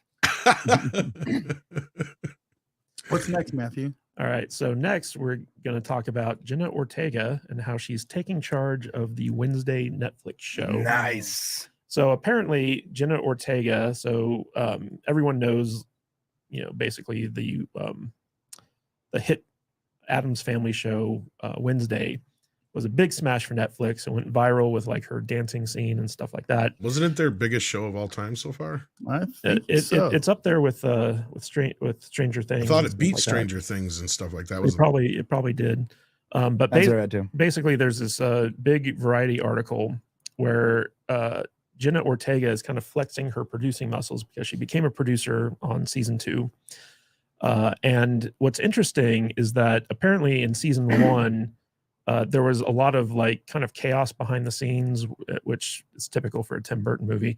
But basically, the writers had all types of stuff planned for Wednesday, and Jenna Ortega would continuously push back on the writers by saying like, my character wouldn't do this. And she actually got a lot of changes made on set. And so a lot of the credit to how good season 1 was actually goes to Jenna Ortega. And on season 2, she's like, look, we're going to ditch this whole CW love story Good for her. bullshit. Good for her, yeah. And we're going to focus on making this more of a horror story.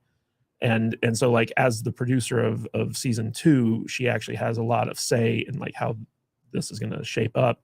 So Lynn, I don't know if you saw Wednesday or not. I loved it. Yeah, I watched it. I watched all the episodes in like 2 or 3 days. Yeah. What do you think of this direction that she wants to take the show in? I like it. I do. I think it's awesome. I hope it's not Stranger Things or something that's already been done already.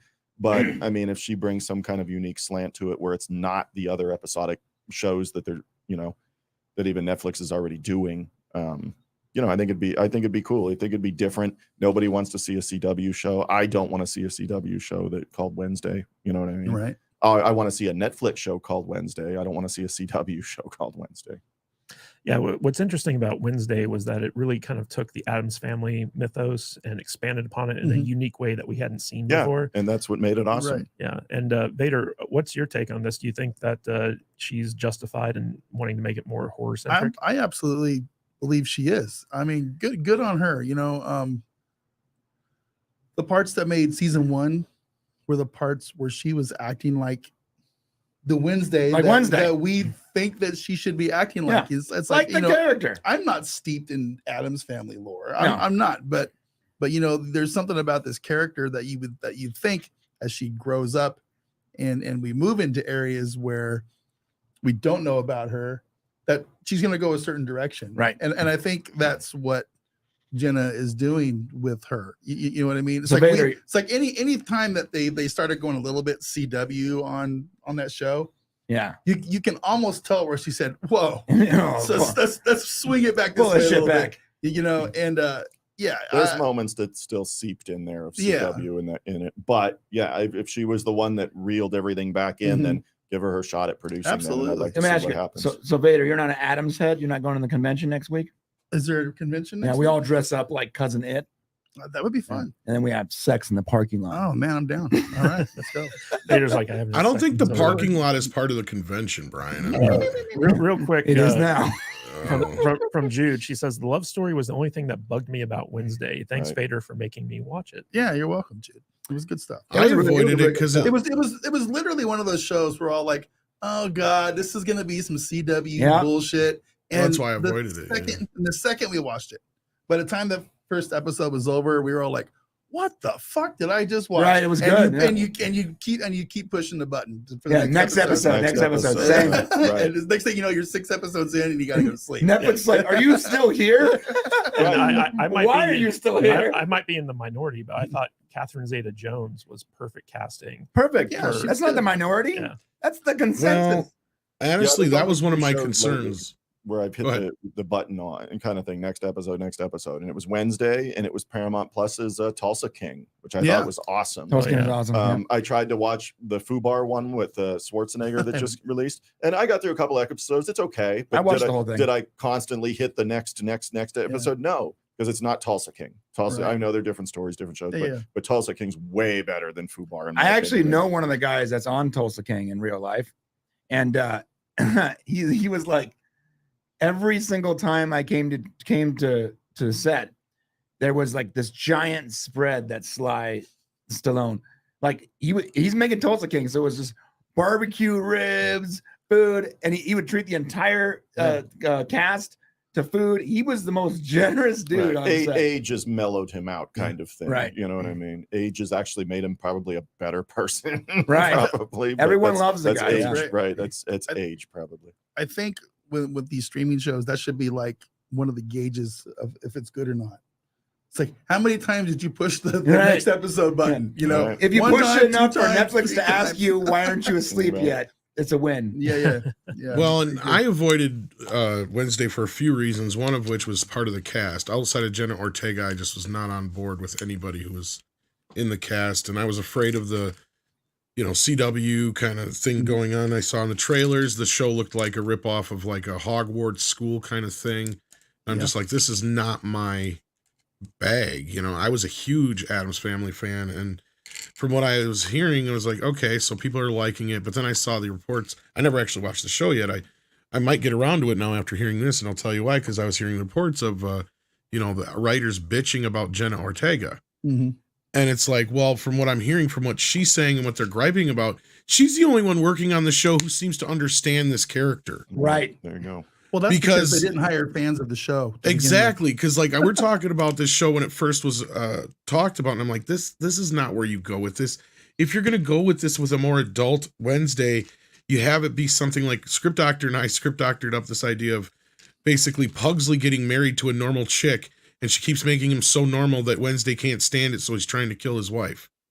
Like that's the Addams Family, right? Like she keeps failing, like that's the joke, right? But the whole point is she's trying to save the family, and her going to a school with a bunch more people that are like her kind of goes against the whole point of the Addams Family, because they know who they are, they don't give a crap, and they're different. That's why they are who they Yeah, are. my only gripe with Wednesday was the casting of Louis Guzman as That's what I mean. Like, he No, looks I like the disagree. original I thought it was cartoon great. version, but he looks like the original comics version. yeah, but you know, like I just have Yeah. Raul Julia, so like That's the ingrained in problem. my brain. John like, Astin and character. Raul Julia did it so well, and they were playing the same kind of character. To where that's where I was worried about. Like I Guzman. almost feel like Antonio Banderas should have been. He probably could Yeah. have pulled it off. Maybe he could have, but Guzman's I thought Guzman was great. the goat, man. Yeah, I he's don't care good. what anyone says. I love Guzman. Maybe Michael Pena. and I love him as an Oh, actor. Michael Pena would have been great, but he's too young. He needs They older. could have aged him up. They I could mean, have made him. to me, the weirdest casting of the whole season 1 was Uncle Fester. But even That was another one that bothered I me. thought he did well. I actually thought he worked with that. The thing that made Wednesday so good was that they made like this Scooby-Doo-esque mystery that was kind of like the through line throughout the whole series. And it was actually a really good mystery, and like the characters in the school, and they even had what's her name who played the original Wednesday in the movies. Yeah. Damn it. I forget her name. She's in the Yellow Jacket. Christina Ricci. Christina Ricci, yeah.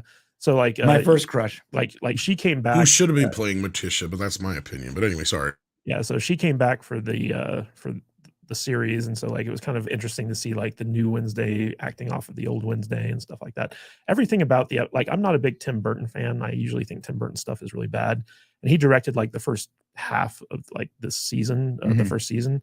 But like I actually thought it turned out really, really well. Yeah, so do I. But the more I learn about it, the more I'm realizing that like it's because of Jenna Ortega that it turned out well. No. Because the one thing Just like The Witcher. Witcher season 1 was great. Why? Which is Witcher what I was season 1 getting was to. not Yeah. great. Yeah, it was. No, it was not. It's terrible. No, I disagree. No, think but I it know was the a point good he's one. getting at is Henry Cavill, and that's what I was saying too. Is that Look, Jenna Ortega is the only one who cares about this character. To be fair, it was muted the entire time, and I only watched the sections where Henry Cavill was taking a bath. Of course. But I thought it was a good series. But I mean, the most viral piece to come from Wednesday was the dance scene, and Jenna Ortega, without any choreographer or anything like that, came up with that whole dance sequence. That was all her, and that was the thing that got so much exposure for like the show, because like every single kid on TikTok who like saw that dance scene was like, I got to go check this out. So like the success of this show is all because of her. Jude even tried to make us do that, and we were like, nope. Jude, I would do it with you. Okay. But yeah, no, hearing Christine, hearing that what's her face Jenna is going to be in more control of this character and stuff like that is kind of enticing me to kind of watch the show. I haven't committed yet, but I'm thinking about it. You're done, Tom. You won't regret it. Well, I'm a huge Addams Family fan, so that's what was tough. Oh, you're an about it for Adams me. head? Are you going to the convention next week? Might. Are you gonna? Have I sex should be with playing Michael? Fester. Look at me. Yeah. All right, guys. So we're going from Wednesday to Thor on this one, and in a Well, it recent hurts. GQ article, Chris Hemsworth actually kind of said that he thinks they went a little bit too goofy, a little bit too humorous with the latest Thor movie, and that they should little? probably be dialing it back going forward. I don't know why that's such a huge take. Well, it's kind of interesting to hear like the lead actor come out against the direction that Taika Waititi was taking the franchise. He's pulling an Ed Norton. What did Ed Norton do? He combats his cast and crew and directors on like every film he ever does. Yeah. Or at least did. I mean, 15, 20 years ago. He did on the Hulk. The Hulk for sure. Yeah, they He went and hated him on the promoted Hulk. it. They all hated They him. hate yes. him on every movie he's on. Yeah, but He's a I That's huge why. asshole. That's why. I saw like this featurette where they were talking and they were trying to be nice. There was a featurette where they were trying to be nice and they couldn't. They're like, well, we were trying to make a really fun comic movie, and Ed Norton didn't want to make anything fun. I've heard from at least 3 or 4 people that he is basically the guy you see in the Birdman movie, the Michael Keaton one, where he's that dick. he plays the actor. Yeah, I've heard that that's pretty much him in real life. That's funny. Yeah. There's tons of stories about like how awful he is, and that's one of the reasons why he's like not cast in a lot of movies, because nobody wants Right. to work. Nobody with him. wants to work. Who are we with talking him. about? Edward Norton. Edward Norton. Oh, I thought we were talking about Chris Hemsworth. But okay. Well, No, Chris Hemsworth thing, he had said something, like 2 months ago about not working with wacky directors anymore. I think that was directed at Waititi. Waititi's wacky, man. He is. I mean, he's talented, but he's wacky. And I think this is him responding to some of that, to be honest with you, Matt. I could be wrong, but that's my hunch. Well, I just find it interesting that like Chris Hemsworth, he's a huge star. but he's also scaling back like his acting roles because of like some type of like congenital like medical condition that he's suffering from that he just recently like found out about. Of course, we got Extraction 2 coming out like really soon and stuff like that. So he's still working. I think he's going to be making more Thor movies, but I believe like even though he's a very talented comedic actor, I think he wants to like take Thor in a slightly more like serious direction. Yeah. But I personally like I loved Ragnarok and Love and Thunder. Like I liked You like Love and Thunder? I did. I had a really good time at Love and Thunder because I enjoy Taika Waititi's sense of humor, and I've never liked Thor. I've never been a big Thor fan.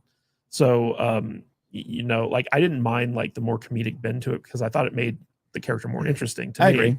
But I know that Lynn, like you're a big fan of Thor. So like, what's your take on that? People think my German Shepherd puppy's name is Thor.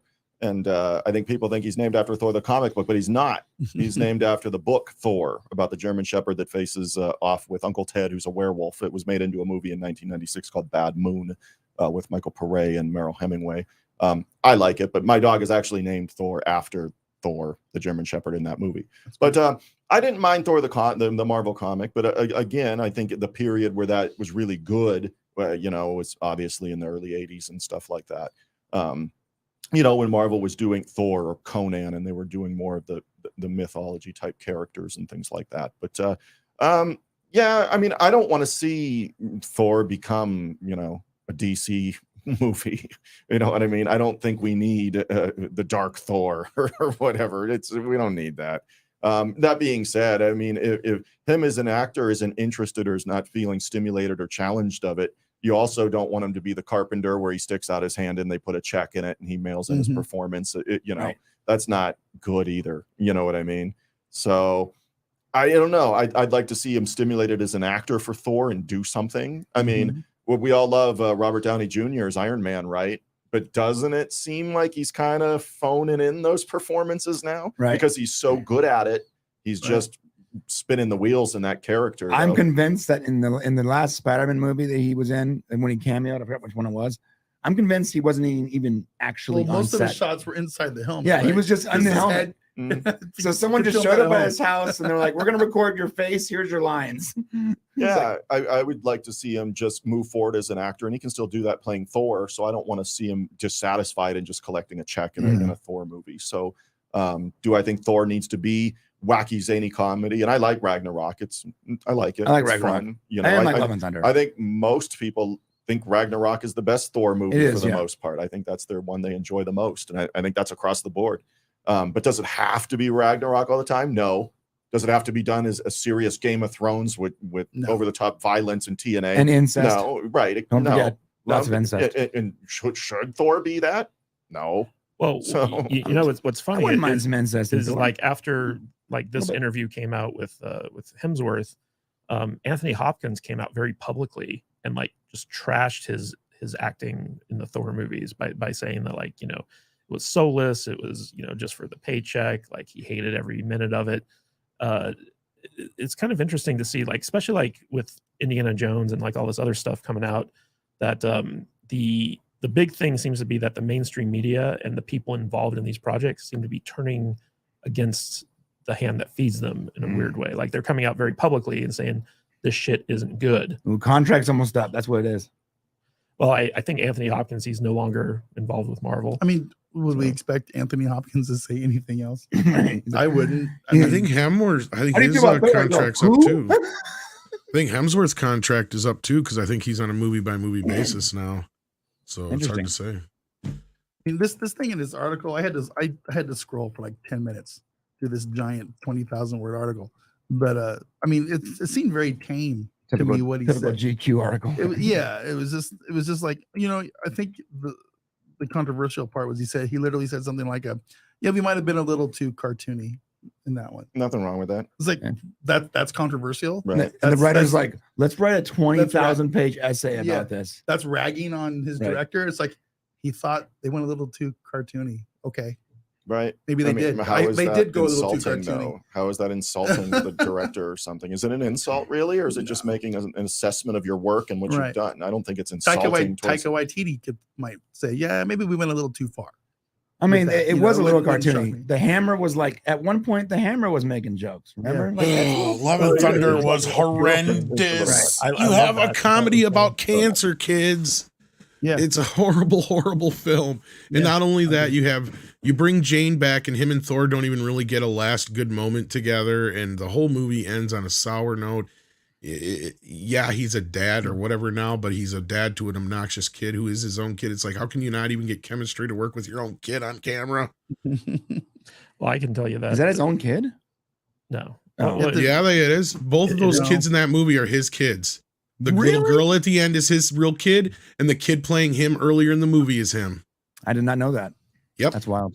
Well, you know what's funny is like I'm actually more excited for the Extraction franchise than I am for the Thor franchise because the first Extraction movie was amazing, and the second Extraction movie looks like it's going to not ratchet it up a notch and be even more amazing. Should be fun. Len, have you seen Extraction? I have. I thought it was good, not great, but when I say that, people then are like, "Well, we're sorry you didn't like it, Len." I didn't say I didn't like it. I said it was good, but not awesome. So yeah, I mean, I would watch a sequel to it, you know, but I thought it was good. Right on. So speaking of stuff that's good, let's talk about Indiana Jones 5. Do we have to? Yes. We have to do it a little bit. Can't wait to see this Um, movie. So another Sounds like article. you're the only one. Comes out I next was year, going to right? say, did anyone really want this movie? No, Anybody? nobody. So- Even the fans of the franchise, Well, did anyone call for I this? think Harrison Ford really wanted this movie. I'll say this about I gotta- him. I Doesn't gotta he buy seem some like pot. a dick, though? Doesn't he come Well- across as kind of a dick? I know some things he says are kind of Yeah. funny, but I think if you met him, you know, I'm sure I have my good days and bad days too, but Harrison comes across as a So dick does to Kevin me. Costner. I think it's like they're in this industry where it's like dominated by mostly metrosexual homosexuals. Costner comes across as abrasive to me. Yeah. Harrison just seems like a dick. I just think that they're in this industry where they're like they're the complete opposite of 90% of the people they're interacting with, and that's their job.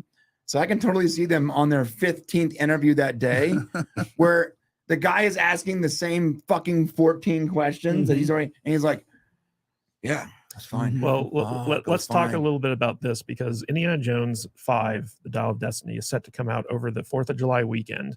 So it's going to be a 4-day weekend. And it's currently tracking, according to Deadline, to have a $60 million opening, which Well, that would be a failure. For Well- a legacy Indiana Jones film is horrendous. What is the tracking based on? Well, I think mean, that the 60 million is for the 3-day, if I'm not mistaken, because the 4th is on a Tuesday. even for the 3-day, because it's a holiday Right. It'll be weekend. a very low opening for a 4th But of July considering movie. the Yeah. fact that you need to gross $1 billion just to break even on this movie, like that's not a good sign. So, Tom, what can you tell us about what you've heard about this information? Yeah, this is one of those things where it could just be they're lowballing it because they have been doing it to a lot of the films lately. But we've also saw a lot of soft films this year, right? Like if you really go back and look, the only films that have made any real money out of Hollywood have been the Mario Brothers and smaller films. Fast X had a soft landing. They're predicting Flash is going to not open so well this weekend. Indiana Jones, looking at it like it's going to open less than Flash, is horrendous. This is Indiana Jones. And regardless of the last film, that's the only thing I can think of is it's got to be mainly between the Crystal Skull, how bad that was, and people just don't want another one. And maybe people are aware that Disney is behind this and the boycott on Disney, because at this point, I'm kind of beside myself because I thought Indiana Jones, of all these movies, even though we know all the issues that the film has, and Lord knows you've dealt with your own issues with the director himself. I mean, most of us kind of predicted the movie was going to be bad, but I don't think anybody expected it not to make money at the box office, especially considering how bad Crystal Skull was. It still made over $1 billion with inflation. So, Really? yeah, it made $700 and some million back 15 years ago. And if you do it with the inflation calculator on it, it's Wait a like second, 1 that point. movie came out. Yeah, it's like 1 point some 15 billion years dollars. Yeah, That's a long time. I know, right? And I at this don't point, know what movie Tom's talking about. Though. Yeah. Like, yeah, I don't know what you're talking about either. It's an asylum film called Indiana it's an Jones. silent film that had Harrison Ford in it. That's right. Indiana Um, Jones. Yeah, but I think that for the 5-day, I think they're predicting closer to like 100 million opening, but that's not good. Like none of this is good. This is terrible. And the movie cost over 300 million to make which means we're not even kidding about it can't just get close to $1 billion. This movie has to break $1 billion, or it is going to lose Disney Lord knows how much money. And they've already lost money this year on Ant-Man. They're going to lose money on Little Mermaid. If they lose money on Indiana Jones, that is a big deal, because I know they're probably already figuring that Pixar movie Elemental's not going to make any money. No, that's dead. But I think they've been shifting No. all of the advertising from No. that over to Little Mermaid and Indiana Jones anyway. And at the end of the day, like I just said, Little Mermaid's going to end up losing them $50 to $100 million. Well, Indiana Barney's Jones performance in that movie, let me tell you, Right. phone it in there, it is not Yeah. good. And he's a good actor, but his performance is not good in that movie. But we've had a summer here where movies have not been playing very well with the audience. And I had assumed that Indiana Jones had the potential of bringing in like the Top Gun crowd. And what I mean by that is your dad and your grandpa and your uncle all want to go see these movies, right? That's why Top Gun made so much money, is because people kept dragging their friends and their dads and their uncles and stuff back to the theater to see it. I don't see that for this movie now. And after the opening weekend, I was already predicting it was going to have a big opening, but it was going to fall off a cliff because word of mouth was going to get out there. I see the word of mouth has already gotten around. The biggest mistake they made was opening this movie at Cannes. Yep. Because now that's the only thing I can understand at this point, because the normies don't give a crap. Like I pointed out, and I think I'm pretty accurate in saying that most people didn't even realize that Marvel and Star Wars were part of Disney until Disney Plus was a thing. Right. Like the normie audience. So in this case, most people still aren't even really probably aware that Indiana Jones is part of Lucasfilm, which is also part of Disney now. I don't even know if that's a factor in this. I think just the bad word of mouth, and Crystal Skull is killing all the momentum of this movie. And there is crossover of Star Wars. Those fans have already been soured by those 3 films, and that, or they know the behind the scenes crap like we do, so they're just avoiding it at all costs. So I can't believe this movie's not even going to bring in some of the people that want to see it, like who want to see a car wreck at this point. Why? You can't even say it's a Steven Spielberg film anymore. You know, like at least that, like people had a certain trust in the brand of Spielberg, you know, and with this one, it's just like even his stars shine, or his Yeah. the shine is kind of wore yeah, off. but all the people who were involved with this movie has, other than Kathleen Kennedy, have like no history with like the making of these movies. Lynn, you know, when I picked you up this morning to bring you here to the studio, we were talking about Indiana Jones 5, and you're like, who asked for this movie? Well, I think Tom had said something interesting though, in like you said, it was a mistake. I think we all can see the opening at cons is a mistake. Why though do you think they did that? Or do you think it's just that old curmudgeon ass thinking that this is how it's done when we're stars? I think that they thought they were going to get a good buzz out of that crowd. I think they did. It worked for the Flash. I'll tell you why. I'll tell you why they did it this way. Because they needed to sell the foreign rights to this movie in order to make as much money as they could back before word of mouth got out that it's not all that great. And that could be too. Cannes is the biggest foreign film market out there. But that's the thing, is Disney already owns most of the foreign market deals. They already, like, it's not like it used to be back in the day. That had to be a pre-sold thing, don't you? Yeah, it used to be that way, Matt, which you're not wrong. But like nowadays, like Disney and a lot of the big studios, they handle a lot of their own overseas stuff now. But you could be right, but I don't know. Unless there's those few little markets. I don't get it. But you were saying, Matt, when we were talking about it. Yeah, like I wanted to ask you, you know, you were just like, you didn't know about our history with Mangold and stuff like that. You were just saying like, man, New Indiana Jones 5, like, who cares? Who's right. I in have this? no desire. And I love Raiders. I like Temple of Doom. That was probably it for me, though. The other ones after that, I didn't really care for. Last Crusade, I didn't care for. I love Last Crusade. Yeah, I stopped after Temple of Doom. Sean Connery. But name the dog Indiana. Yeah. It's What, you didn't see her? How did you know? Now we're doing quotes. She was sleeping in her she sleep. talks Yeah, in her talking in her sleep. sleep. Yeah. Sleeping in her sleep. Yeah. That was great. Though. I love the That's look not on how her. the Force Harrison works. Ford and Sean Connery had amazing chemistry. Yeah, but you know, I didn't think anybody called for this. The Little Mermaid, I took my daughter to see it. Is it horrible? No. Bardem's kind of embarrassingly bad in it, though, in my opinion. What about the scuttlebutt rap? It's cute. I think it's cute. I think there's cute things in it. I think the movie, like a lot of these kinds of films, is probably 20 minutes like too long kind of thing. But I didn't think The Little Mermaid was like awful. But again, well, I mean, was there a massive calling for it? or it was just that, hey, we want to transition all this stuff to more live action looking things. I don't remember there being a humongous calling for a Little Mermaid live action movie. There wasn't. I mean, I wanted it since I was Well, like 13. I mean, I used to masturbate to Ariel. I'll tell you this. Weirdo.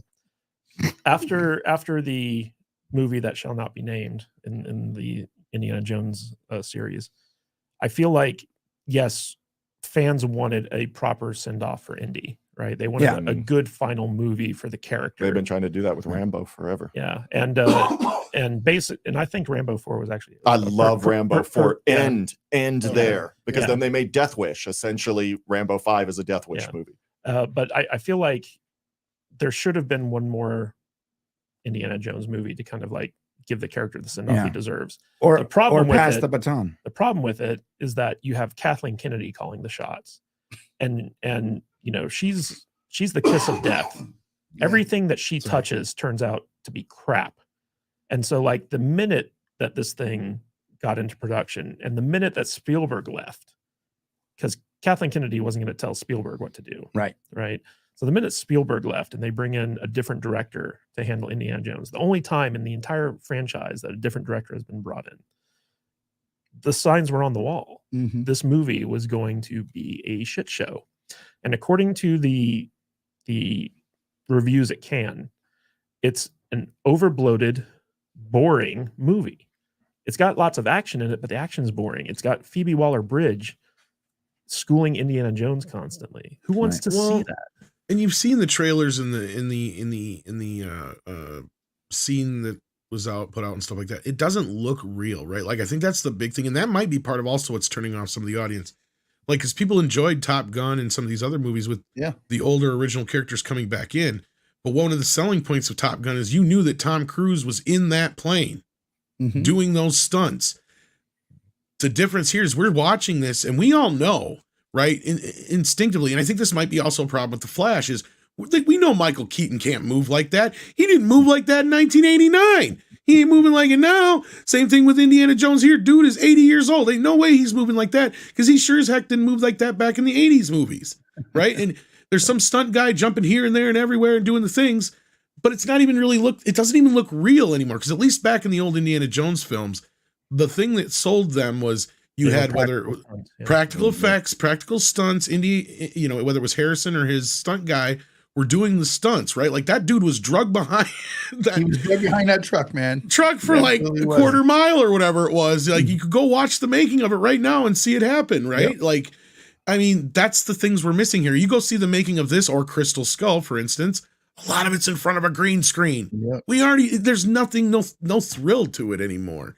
And that's part of what sold Indiana Jones, was the thrill of a ride, you know, to go to see these movies. Vader, I know that one of your all-time favorite movies is Raiders of the Lost Ark. Raiders is my number one movie of all time. And after all the shit Mangold gave us for calling out this movie, do you feel a little bit justified that all the signs are pointing towards it kind of like 100%. But I don't think we ever doubted that, right? I mean, this is a movie that nobody wanted, nobody asked for, and never should have been made. I mean, it's geriatric Jones and the secret of the money grab, basically, is how I look at this movie. Indianapolis Jones. Right. And the answer, I do feel like we're justified. And I feel like you were spot on when you made that tweet that got dipshit Mangold's ire up. You know, it is what it is. And it's just a sad time for me to be a fan of movies, because, you know, there's The Flash coming out. I don't even care if I go see it.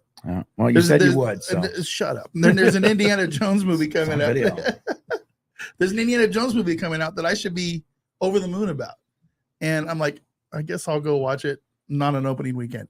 I don't want to give them opening weekend money. You know, it just my whole attitude just sucks about these blockbusters that come out. And I'm a popcorn movie guy. These are movies that I should be chomping at the bit to go see. Well, what's interesting is, like, you and I and Alex and Jude, we did a Patreon podcast recently about why 80s movies were so good. Yeah. And we made a point to say that, like, all the big franchises that are coming out nowadays are movies that were from the 80s. Yeah.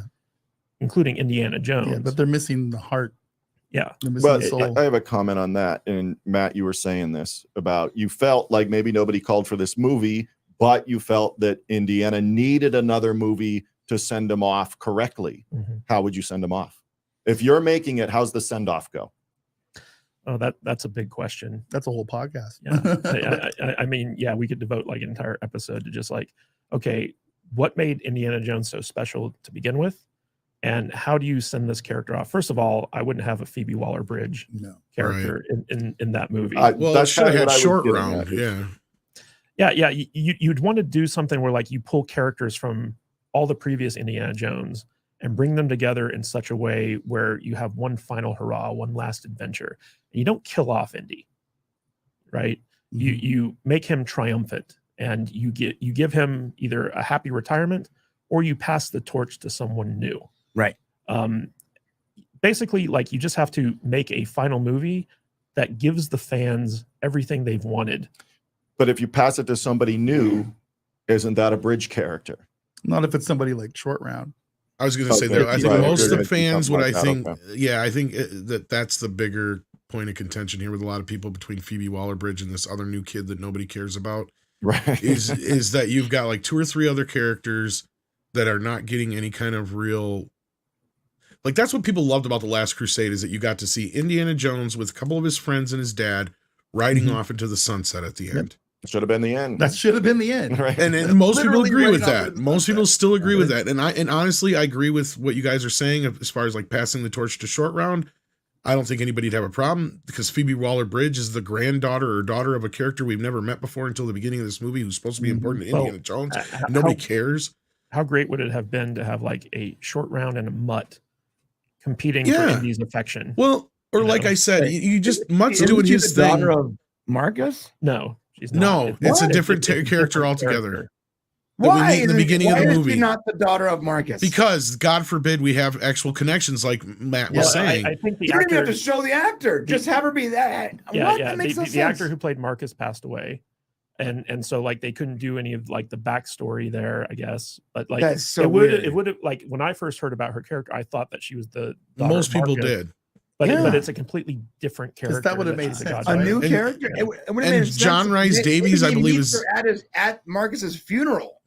basically Like, what you, build his death into the movie. all you have to do is something like you have John Rhys Davies who comes in, he ruffles up Harrison Ford, who's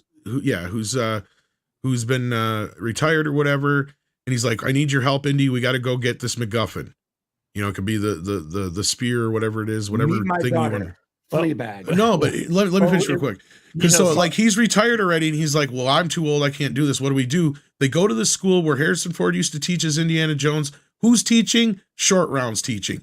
And you need him because he's the only one that Indiana Jones trusts and can get him out of trouble. Like you just said, Matt, you're getting everybody together like a band, and they're all going out on this adventure. Oh, here's not. You can even have Karen What Allen if he's along. showing Short Round the information, and Short Round has like some insight. Either way, it doesn't matter. No. You get them involved. Otherwise, my thing is you go complete 180, and they should have just recast this. This movie only exists.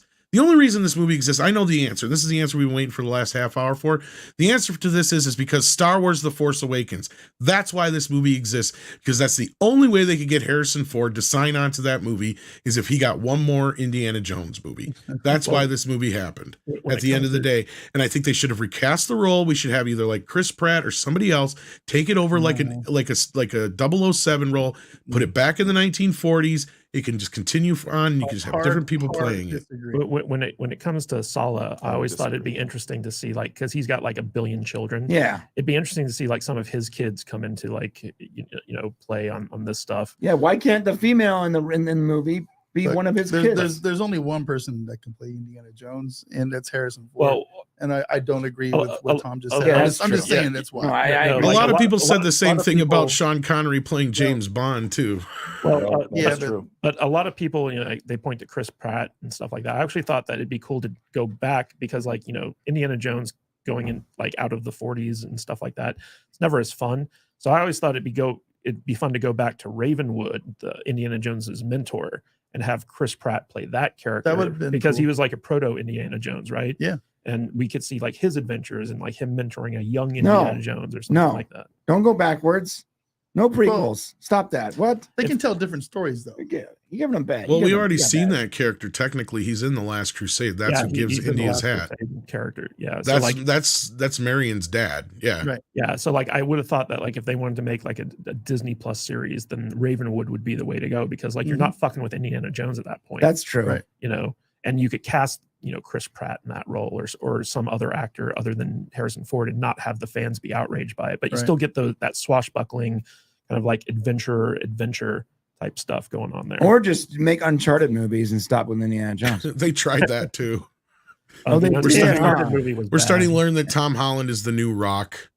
He can't sell a movie on his own. The only things he's got is the Spider-Man. Tom Holland was too young for Uncharted, man.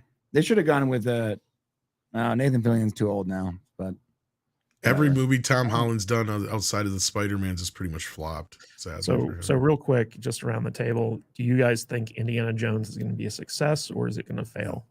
Hell no. It's going to make $1 billion. Fail. It's my prediction is going to be very successful monetarily. That's my prediction. I think it's going to underperform. I would rather watch 1995's The Hunted with Christopher Lambert. And There you John go. I disagree. It's not going to with that. And you know what's interesting? If you guys are right, then this will be the first time that we've actually agreed with critics. Okay. Very first time, because the critics all hate the movie. Well, there's been a shift in the critic. Imagine if the critics are all of a sudden correct. Brian, have you not noticed that for a while now the critics have been kind of shifting? They've no longer been going so much with the narrative, going back to like Lord of the Rings. They had to kind of throw some hedges in there because they know they can no longer make excuses for this crap. Yeah, kind of, but you still see these like ridiculously there's high a few numbers for these hyper-sexualized LGBT movies. Yeah, but even like The Little Mermaid was something they didn't protect in the end of the day. If you go look at the actual critic scores, no, you're right. That's another wormhole we could probably talk about for 2 hours. Yeah. So it's interesting though. It's an interesting thing. So since Lynn is here, I wanted to talk about a new trailer that dropped for the 4th Expendables movie. And does it say Expendables? You mean Megan Fox in the Expendables? Because that's what it sure felt like. Yeah, Megan Fox and the Expendables. But I'm going to share this. I'm not going to share the audio with you guys because I don't want this to be copyright claimed, and the audio is not really worth it anyway. Let me just call this up here. Sylvester Stallone's in there somewhere, I think. Yeah, so it's mostly Jason Statham and Megan Fox doing sexy fighting, I guess. Sweet, I'll take it. It's bad. In my opinion, it's. I'm not looking forward to this one. No, 3 was awful. And I like bad movies. All right, so this is the Expendables 4 trailer. Expendables 4, the 4 is in the word. Can you turn the closed captioning on at least? The numbers in the title. Yeah. Why don't you put the closed captioning on at least? Great. Yeah, so basically, I don't know if what you guys thought about the previous Expendables movie. I thought the first one was good. Yes. Second one was super boring. Third one, I didn't give a shit about. And so at this point, it just feels like a paycheck for older actors. So we got Dolph Lundgren in this movie, who I thought was sick. In real life. Yeah. Jason Statham was good too. What's he got? He's got terminal cancer. Does he really? He's had it for the last 8 years. Yeah. Really? Yep. Isn't Dolph Lundgren also has a master's or something? Yep. And he's chemical engineering. He's an actual doctor. He's a doctorate. I love Dolph, but yeah, he doesn't look good. So we've also got 50 Cent in this Fitty. movie. Fitty. You got right. Fitty. We got Randy Couture. Is that his name? Yeah. Well, he doesn't really do anything. I'm not a fan of Randy Couture. That's all he does, right? He cannot act. He does do some B movies. Is it just me, or do those guys sound like they're in a tunnel? They're not very good. We got Tony Jaa. I can't understand a word they're saying. Fitty. This looks like a Fast and Furious movie, but with the Expendables cast. Exactly. Yeah. I would agree with That's kind of what they've always done, right? Fast and more angry. I don't think so. I think the first 2 aren't like Fast and Furious movies. Well, the first 2 Fast and Furious movies weren't Fast and Furious movies. Faster and angrier. Well, the whole point of the Expendables, the thing that gave it its shtick was taking classic action heroes and teaming them up together in an Avengers style, mission. Yeah. And it feels like none of the younger actors in this are actually like on the same level as like a Schwarzenegger or Oh, God, Stallone no. or anything like Because that. yeah. they're not. You're right. It's because they're not. And so like that's one of the reasons why I feel like the franchise is kind of, you know, not even worth Does it ran its course? checking out, Yeah. you know. Yeah. But I want to get Lynn's take on this because Lynn, like you're a big fan of like 80s action and Yeah, stuff like sure. that. How do you compare something like the Expendables 4 to classic Stallone and Schwarzenegger movies? Compare? It's not even comparable. I mean, in my opinion, it's not, you know, if you want to go to like this versus like 80s cinema, I mean, how are you going to compare to this to something like Cobra or Commando or Predator or, you know, Right. pick the movies in Or the Predator 80s. 2. You know, I don't hate Predator 2, but it's not the first one. I mean, there's no one's going to convince me of that. I know they're different stories and everything, but no. But It's not the what? The first one? Predator 2 is not as good as Predator 1. We're not gonna go there. We're not gonna go. Yeah, I'm just saying. the first Predator is an almost perfect movie. It's almost, I agree with that. Oh, I 100%. disagree. But yeah, the trailer there, I think, is, you know, like he was saying, Vader was saying, it's a Fast and Furious movie with sprinkled in with probably what 10 minutes of screen time for Stallone. I mean, we know he's taking a back seat to, you know, the other guys. He's in the probably movie. filming Tulsa King when they made this. So, and it Yeah. very well could be. He's on break from Tulsa King, and he went and did this and banged this one out. But am I excited? Am I going to go rush to see this? Probably not. Will I watch it on Netflix? I'll at least try. But 3, like Matt was saying, I thought 2 was boring, and they had really good opportunities because I think Van Damme is actually pretty cool in the second one. I They do just too. don't utilize him enough in it and stuff like that. But I think Van Damme's pretty cool in part 2. But 3 is embarrassing. I mean, the Harrison Ford dialogue in that movie is embarrassing. That must have hurt as he blows up stuff. It's like, that is dumb. Who wrote that? Who says that's cool, dude? That's a good line. People are gonna laugh at that. Was it the second one or the third one with the lesser Hemsworth? I don't know. No, I think he dies in the second one. Okay, so it was the second one. Yeah, I think he Which dies. one had Ronda Rousey in it? That's the third one that is awful. The Ronda Rousey. Isn't that the one with Mel Gibson though? I mean, they are embarrassing in that movie. And Isn't yeah, that the one am I with Mel gonna Gibson go in it, rush though? out to see this? No, I'm not.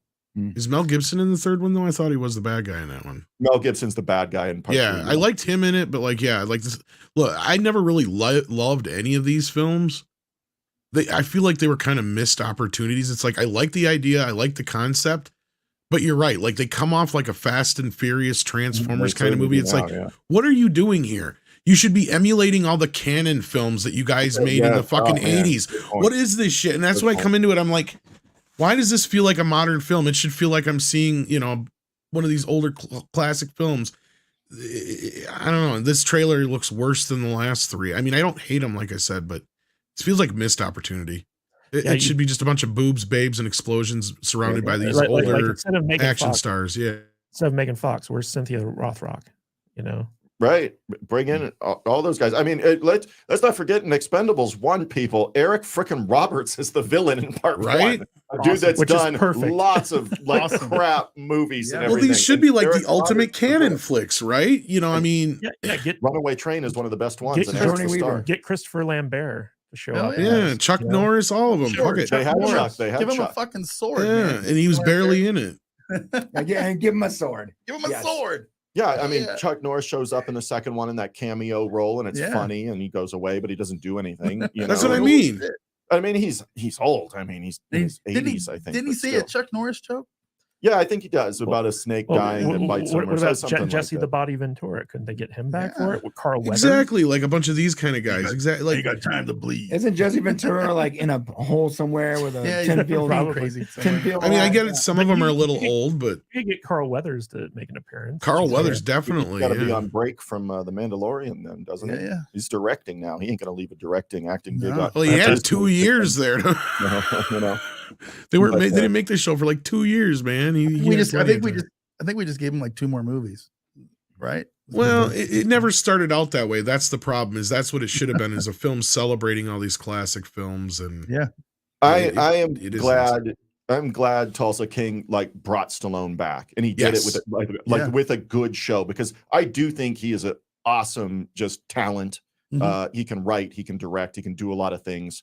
Sure, he's made, you know, the goofs and stuff like that. That must stop. Yeah, with the but mom people like, forget that he's the guy that wrote Rocky. I know. Right? Not Yeah, just yeah. direct, not Yeah. just Yeah. he didn't direct it, but he, you know, and then later on he Hamilton, directed a bunch of John stuff. G. But like, you know, he you know, people forget that he's not just this palooka that he portrays half the Right. time. And Right. that's what I loved about Tulsa King. You're right. Like it's when They he brought him takes those back. kind of roles that, and I do. He's one of my favorite stars of the '80s as far as the action guys go. He's probably my favorite of all of them. And yeah, I'm glad he's back and they're doing this. I know he's been trying to get an Expendables 4 made for a while, and he's going to make plenty of money off it. But this just, it's not selling me. Megan Fox is not a selling point to me. Right. No, Yeah. not to me at all. The dance fighting thing is stupid. Put Pam I Anderson don't- in it. Yeah, I plan to Yeah. you know, do a bunch of cocaine. Or Adrienne get naked, Barbeau, and where's she just at? Enjoy this in the theater with other people. That's my plan. So yeah, in conclusion, I think to what you were asking, Matt, no, I'm not rushing out to see this. Yeah, I don't. They think should have brought anybody- John Carpenter in to direct and Kurt Russell in it and stuff like that. Oh, Kurt Russell will be fun in this movie. Kurt Russell would be fun. The thing I don't understand Yeah. is like 50 Cent. Like how, 50. how does he fit It's into Fitty. a like, demographic. Because They gotta you give bring it in to Kurt the Russell and you do a bunch of Tango and Cash jokes. oh Yeah.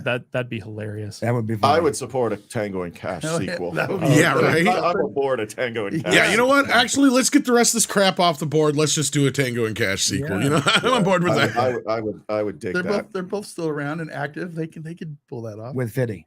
They're both retired, but Well, now they're Terry back Crews- to kick some ass. Terry Tango Crews and isn't in Cash the too. Expendables anymore, so like they had to like find like a replacement for him, I guess, and they settled on Fitty. Fitty. Yeah, it works. Whatever. It's fine. I just don't see him as an action star. He's not an action star.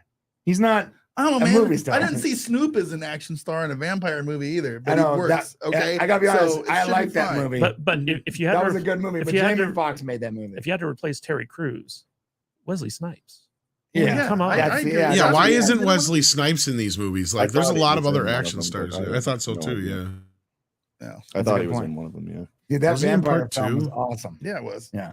And he- yeah, You're talking about the day shift. he's Yeah. so good. I love that movie. That's Yeah, good. it's a I was great like, movie. when I saw that scene, like, I never thought I'd want to see Snoop Dogg. That as a scene, cowboy. Yeah, it was Yeah. perfect. It's Give me- exactly what I wanted. Give me that sequel, man. I want to Yeah. see it. Oh, so badly. Well, unfortunately, Jamie Foxx is now blind and paralyzed. no, it's not funny. Why are you laughing? Way to bring the show down there, kid. Yeah. Jeez. Well, that's my job, Tom. I don't know. And they're lying about it, which makes it worse. Yeah. There's going to be an AI 3D Uncanny Valley version of Jamie Foxx out there. And on That's that from Matt. note, I think we've talked about everything we set out to talk about Awesome. today. Lynn, do you have any final thoughts, and where can people find out more about you, your movies, and support you? Well, since I've been canceled on YouTube, the best place always to support me is on my Patreon, which is patreon.com/killerwolffilms. All of my movies are on there. You can watch and download them, watch them when you want, add them to your video library, that kind of thing. Watch them at your convenience. They are on there.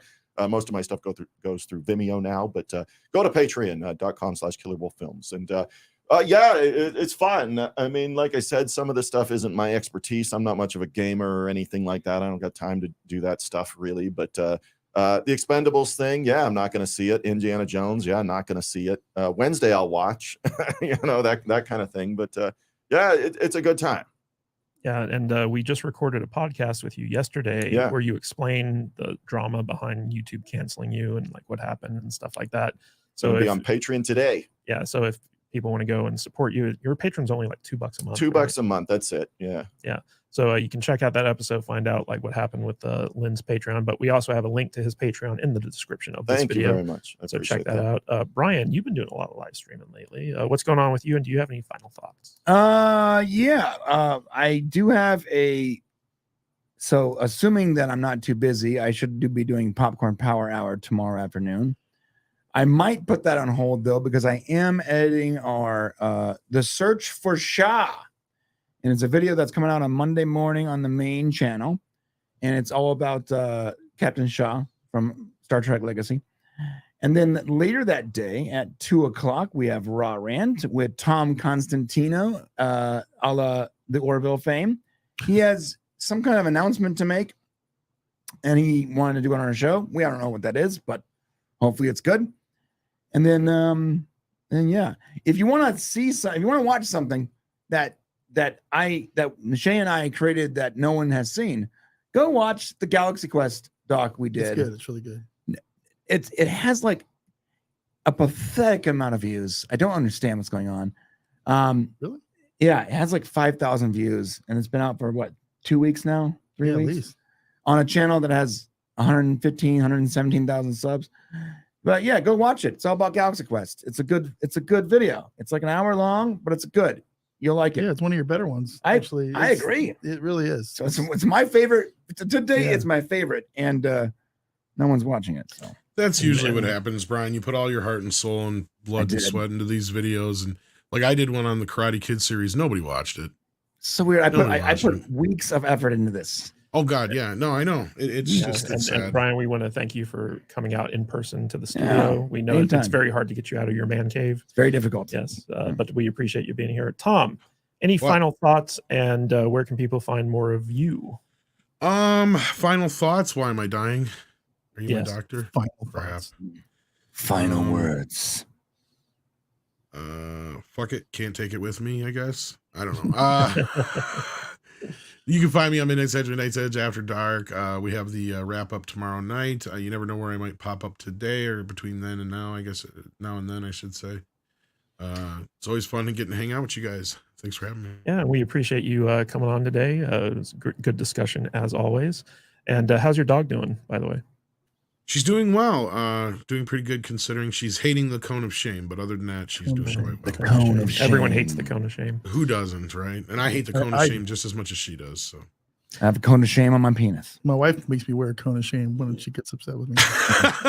well, what makes it worse is That's called chastity. I know. she's I'm- 90 called pounds marriage. of she's like 90 pounds of solid dog. So like when she just whips around, does what she does, and with that cone on, she's knocking everything over, ramming into me left and right. I've got bruises all over me from that damn cone. Oh my So we're God. both equally hating the cone right Put a now. camera on her and let her and just film it.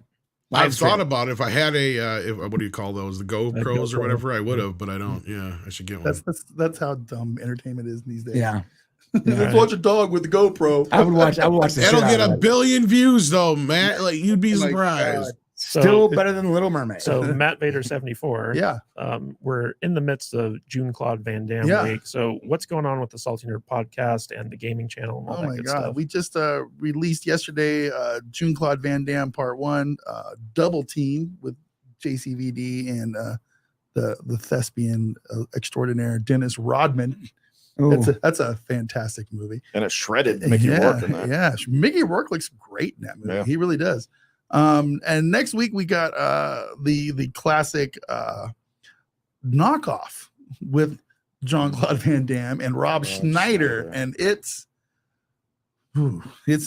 something. I learned last special. night Lynn Yeah. loves Rob Schneider. Yeah, well, Rob Schneider's there's something to love about that guy. I like Rob Schneider too. He's completely being facetious. I actually do like Rob Schneider. I think he's funny. I do too. Um, He's hilarious. we're working our way through the Warrior show on the channel. We're having a great time going through Is there nudity in that? season, yeah, Oh, yeah, lots of nudity. absolutely. I'll be turning that on. Season 1 and season 2. We are working our way to season 3. We're going to be doing every episode of season 3 as they are released. And it's weird because we have the creator's blessing to do this. You know, it's very strange.